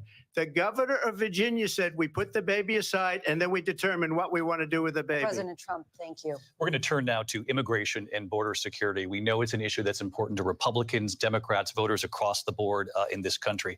Vice President Harris, you were tasked by President Biden with getting to the root causes of migration from Central America. We know that illegal border crossings reached a record high in the Biden administration. This past June, President Biden imposed tough new asylum restrictions. We know the numbers since then have dropped significantly. But my question to you tonight is, why did the administration wait until 6 months before the election to act? And would you have done anything differently from President Biden on this? So I'm the only person on this stage who has prosecuted transnational criminal organizations for the trafficking of guns, drugs, and human beings. And let me say that the United States Congress, including some of the most conservative members of the United States Senate, came up with a border security bill which I supported. And that bill would have put 1,500 more border agents on the border to help those folks who are working there right now overtime, trying to do their job. It would have allowed us to stem the flow of fentanyl coming into the United States. I know there are so many families watching tonight who have been personally affected by the surge of fentanyl in our country. That bill would have put more resources to allow us to prosecute transnational criminal organizations for trafficking in guns, drugs, and human beings. But you know what happened to that bill? Donald Trump got on the phone, called up some folks in Congress and said, kill the bill. And you know why?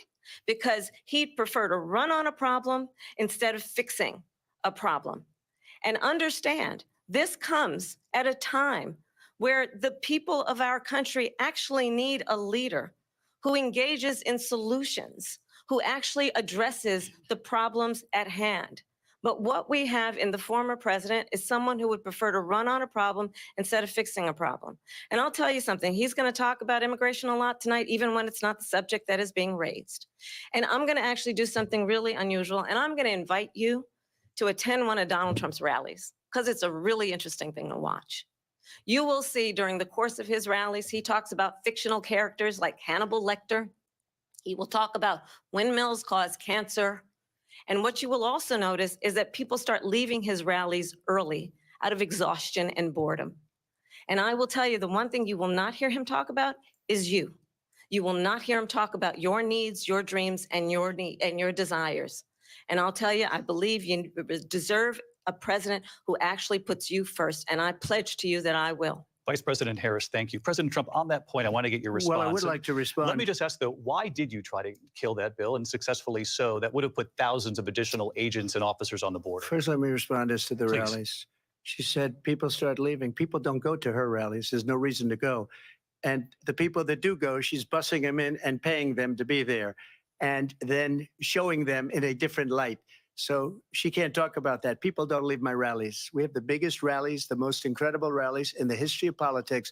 That's because people want to take their country back. Our country is being lost. We're a failing nation. And it happened 3.5 years ago. And what's going on here, you're going to end up in World War III, just to go into another subject.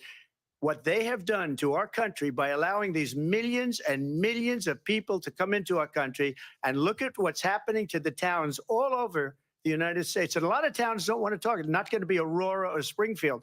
A lot of towns don't want to talk about it because they're so embarrassed by it. In Springfield, they're eating the dogs, the people that came in. They're eating the cats. They're eating the pets of the people that live there. And this is what's happening in our country, and it's a shame. As far as rallies are concerned, as far as the reason they go is they like what I say. They want to bring our country back. They want to make America great again. It's a very simple phrase, make America great again. She's destroying this country, and if she becomes president, this country doesn't have a chance of success. Not only success, we'll end up being Venezuela on steroids. I just want to clarify here. You bring up Springfield, Ohio, and ABC News did reach out to the city manager there. He told us there have been no credible reports of specific claims of pets being harmed, injured, or abused by individuals within the immigrant community. Well, All I've this- seen people on television. Let me just say here, this is The people on this is television a say clar- my dog was taken and used for food. So maybe he said that, and maybe that's a good Yeah. thing to say for a city manager. I'm not taking this from But the television. people are I'm on taking it from television the city saying their manager. dog was eaten by the people that went there. Again, the Springfield city manager says there's no evidence of that. Vice We'll President find Harris, out. I'll let you respond to the rest of what you've heard. You talk about extreme. This is, I think, one of the reasons why in this election, I actually have the endorsement of 200 Republicans who have formally worked with President Bush, Mitt Romney, and John McCain, including the endorsement of former Vice President Dick Cheney and Congress member Liz Cheney. And if you want to really know the inside track on who the former president is, if he didn't make it clear already, just ask people who have worked with him. His former chief of staff, a four-star general, has said he has contempt for the Constitution of the United States. His former national security advisor has said he is dangerous and unfit. His former Secretary of Defense has said the nation, the republic, would never survive another Trump term. And when we listen to this kind of rhetoric, when the issues that affect the American people are not being addressed, I think the choice is clear in this election. President Trump, I'll give you a quick minute to respond here. Thank you. Because when I hear that, see, I'm a different kind of a person. I fired most of those people. Not so graciously. They did bad things or a bad job. I fired them. They never fired one person. They didn't fire anybody having to do with Afghanistan and the Taliban and the 13 people who's were just killed, viciously and violently killed. And I got to know the parents and the family.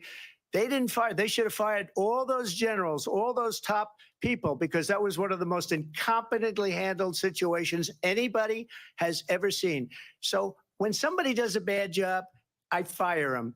And you take a guy like Esper, he was no good, I fired him. So he writes a book. Another one writes a book, because with me, they can write books. With nobody else can they? But they have done such a poor job, and they never fire anybody. Look at the economy. Look at the inflation. They didn't fire any of their economists. They have the same people. That's a good way not to have books written about you. But just to finish, I got more votes than any Republican in history by far. In fact, I got more votes than any president, sitting president in history by far. Let me continue on immigration. It was what you wanted to talk about earlier. So let's get back to your deportation proposal that the vice president has reacted to as well. President Trump, you call this the largest domestic deportation operation in the history of our country. You say you would use the National Guard. You say if things get out of control, you'd have no problem using the U.S. With local military. police, yes. You also said you would use local police. How would you deport 11 million undocumented immigrants? I know you believe that number is much higher. Take us through this. What does this look like? Will authorities be going door to door in this country? Yeah, it is much higher because of them. They allowed criminals, many, many millions of criminals. They allowed terrorists. They allowed common street criminals. They allowed people to come in, drug dealers, to come into our country. And they're now in the United States and told by their countries like Venezuela, don't ever come back or we're going to kill you. Do you know that crime in Venezuela and crime in countries all over the world is way down? You know why? Because they've taken their criminals off the street and they've given them to her to put into our country. And this will be one of the greatest mistakes in history for them to allow. And I think they probably did it because they think they're going to get votes, but it's not worth it because they're destroying the fabric of our country by what they've done. There's never been anything done like this at all. They've destroyed the fabric of our country. Millions of people let in, and all over the world, crime is down all over the world except here. Crime here is up and through the roof, despite their fraudulent statements that they made. Crime in this country is through the roof. And we have a new form of crime. It's called migrant crime. And it's happening at levels that nobody thought possible. President Trump, as you know, the FBI says overall violent crime is actually coming down in this country. But Vice Excuse me, President the Harris, I'll FBI give you they were defrauding statements. They didn't include the worst cities. They didn't include the cities with the worst crime. It was a fraud, just like their number of 818,000 jobs that they said they created turned out to be a fraud. President Trump, thank you. I'll let you respond, Vice President Harris. Well, I think this is so rich coming from someone who has been prosecuted for national security crimes, economic crimes, election interference, has been found liable for sexual assault, and his next big court appearance is in November at his own criminal sentencing. And let's be clear where each person stands on the issue of what is important about respect for the rule of law and respect for law enforcement. The former vice president called for defunding federal law enforcement, 45,000 agents, get this, on the day after he was arraigned on 34 felony counts. So let's talk about what is important in this race. It is important that we move forward, that we turn the page on this same old tired rhetoric and address the needs of the American people, address what we need to do about the housing shortage, which I have a plan for, address what we must do to support our small businesses, address bringing down the price of groceries. But frankly, the American people are exhausted with this same old tired playbook. Vice President Harris, thank you. Excuse me. Every one of those cases was started by them against their political opponent. And I'm winning most of them, and I will win the rest on appeal. And you saw that with the decision that came down just recently from the Supreme Court. I'm winning most of them. But those are cases, it's called weaponization. Never happened in this country. They weaponized the Justice Department. Every one of those cases was involved with the DOJ, from Atlanta and Fani Willis to the Attorney General of New York and the DA in New York. Every one of those cases. And then they say, oh, he's a criminal. They're the ones that made them go after me. By the way, Joe Biden was found essentially guilty on the documents case. And what happened in my documents case? They said, oh, that's the toughest of them all. A complete and total victory. 2 months ago, it was thrown out. It's weaponization, and they used it, and it's never happened in this country. They used it to try and win an election. They're fake cases. President Trump, thank you. A really quick response here, Vice President Harris, on this notion of weaponization of the Justice Department. Well, let's talk about extreme and understand the context in which this election in 2024 is taking place.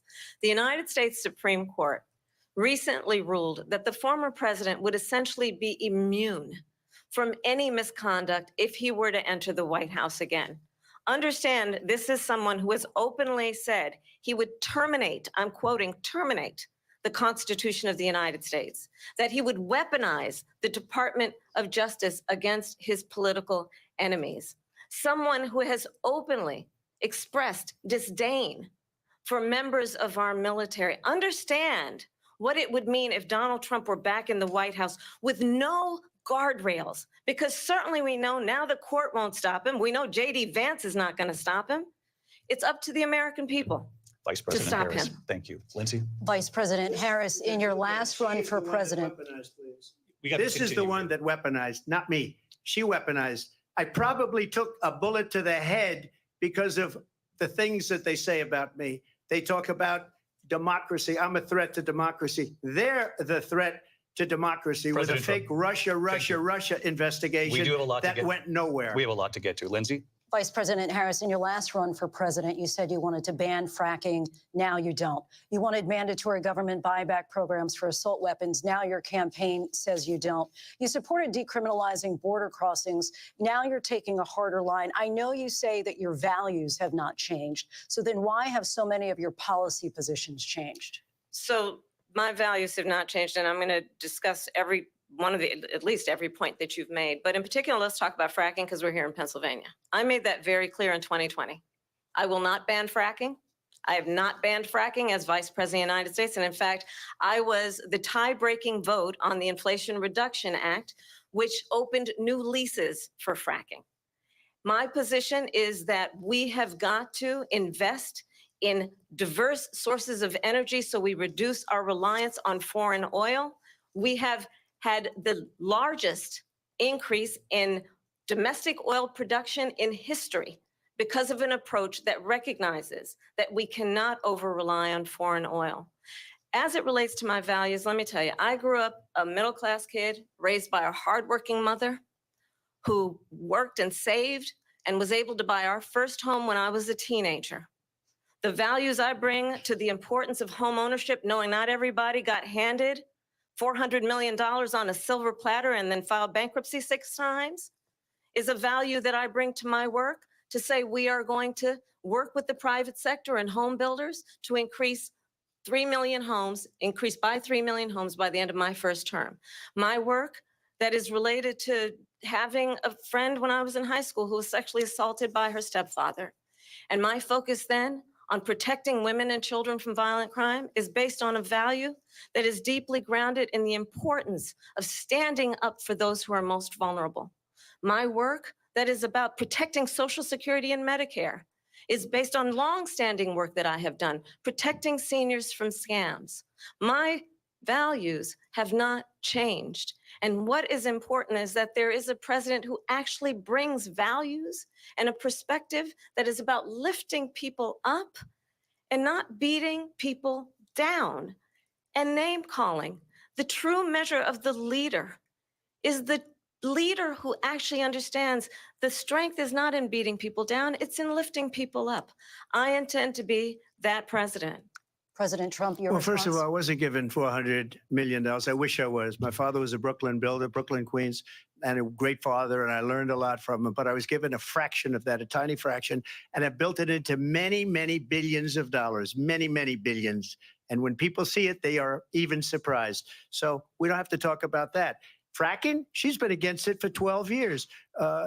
Defund the police, she's been against that forever. She gave all that stuff up very wrongly, very horribly, and everybody's laughing at it, okay? They're all laughing at it. She gave up at least 12 and probably 14 or 15 different policies. Like, she was big on defund the police. In Minnesota, she went out, wait a minute, I'm talking now, if you don't mind, please.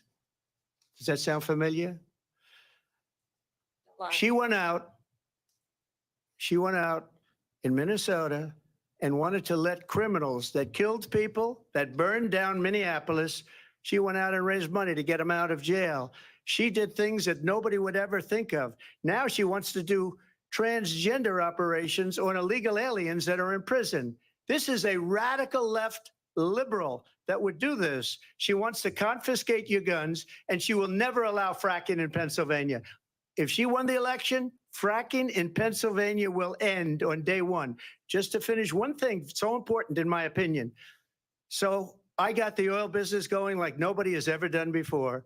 When they took over, they got rid of it, started getting rid of it, and the prices were going up the roof. They immediately let these guys go to where they were. I would have been 5 times, 4 times, 5 times higher, because you're talking about 3.5 years ago. They got it up to where I was because they had no choice, because the prices of energy were quadrupling and doubling. You saw what happened to gasoline. So they said, let's go back to Trump. But if she won the election, the day after that election, they'll go back to destroying our country, and oil will be dead. Fossil fuel will be dead. We'll go back to windmills, and we'll go back to solar, where they need a whole desert to get some energy to come out of. You ever see a solar plant? By the way, I'm a big fan of solar, but they take 400, 500 acres of desert President soil. Trump, we have a These lot are of not good issues things that for we the have to get environment, to. as We're she out of time. understands. Thank you.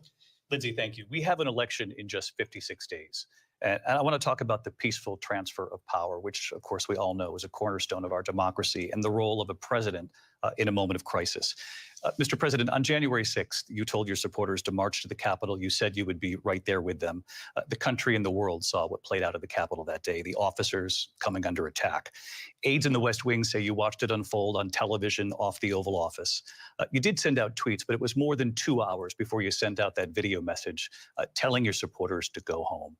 Is there anything you regret about what you did on that day? You just said a thing that isn't covered. Peacefully and patriotically, I said during my speech, not later on.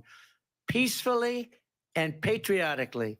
And nobody on the other side was killed. Ashley Babbitt was shot by an out-of-control police officer. that should have never, ever shot her.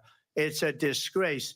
But we didn't do this group of people that have been treated so badly. I ask, what about all the people that are pouring into our country and killing people that she allowed to pour in? She was the border czar. Remember that. She was the border czar. She doesn't want to be called the border czar because she's embarrassed by the border. In fact, she said at the beginning, well, I'm surprised you're not talking about the border yet. That's because she knows what a bad job they've done. What about those people? When are they going to be prosecuted? When are these people from countries all over the world, not just South America? They're coming in from all over the world, David, all over the world. And crime rates are down all over the world because of it. But let me just when ask are those, David, when are those people going to be prosecuted? When are the people that burned down Minneapolis going to be prosecuted? Or in Seattle? They went into Seattle. They took over a big percentage of the city of Seattle. When are those people going to be prosecuted? But let me just ask You might ask her that question. You were the president. You were watching it unfold on television. It's a very simple question as we move forward toward another election. Is there anything you regret about what you did on that day? Yes or no? I had nothing to do with that other than they asked me to make a speech. I showed up for a speech. I said, I think it's going to be big. I went to Nancy Pelosi and the mayor of Washington, D.C., and the mayor put it back in writing, as you know. I said, you know, this is going to be a very big rally or whatever you want to call it. And again, it wasn't done by me. It was done by others. I said, I'd like to give you 10,000 National Guard or soldiers. They rejected me. Nancy Pelosi rejected me. It was just 2 weeks ago. Her daughter has a tape of her saying she is fully responsible for what happened. They want to get rid of that tape. It would have never happened if Nancy Pelosi and the mayor of Washington did their jobs. I wasn't responsible for security. Nancy Pelosi was responsible. She didn't do her job. The question was about you as president, not about former Speaker Pelosi, but I do want Vice President Harris to respond here. I was at the Capitol on January 6th. I was the vice president-elect. I was also an acting senator. I was there. And on that day, the president of the United States incited a violent mob to attack our nation's capital, to desecrate our nation's capital. On that day, 140 law enforcement officers were injured, and some died. And understand, the former president has been indicted and impeached for exactly that reason. But this is not an isolated situation. Let's remember Charlottesville, where there was a mob of people carrying tiki torches, spewing anti-Semitic hate. And what did the president then at the time say? There were fine people on each side. Let's remember that when it came to the Proud Boys, a militia, the president said, the former president said, stand back and stand by. So for everyone watching who remembers what January 6th was, I say, we don't have to go back. Let's not go back. We're not going back. It's time to turn the page. And if that was a bridge too far for you, well, there is a place in our campaign for you to stand for country, to stand for our democracy, to stand for rule of law, and to end the chaos, and to end the approach that is about attacking the foundations of our democracy because you don't like the outcome. And be clear on that point. Donald Trump, the candidate, has said in this election there will be a bloodbath if this and the outcome of this election is not to his liking. Let's turn the page on this. Let's not go back. Let's chart a course for the future and not go backwards to the past. Let me just follow up here. It was a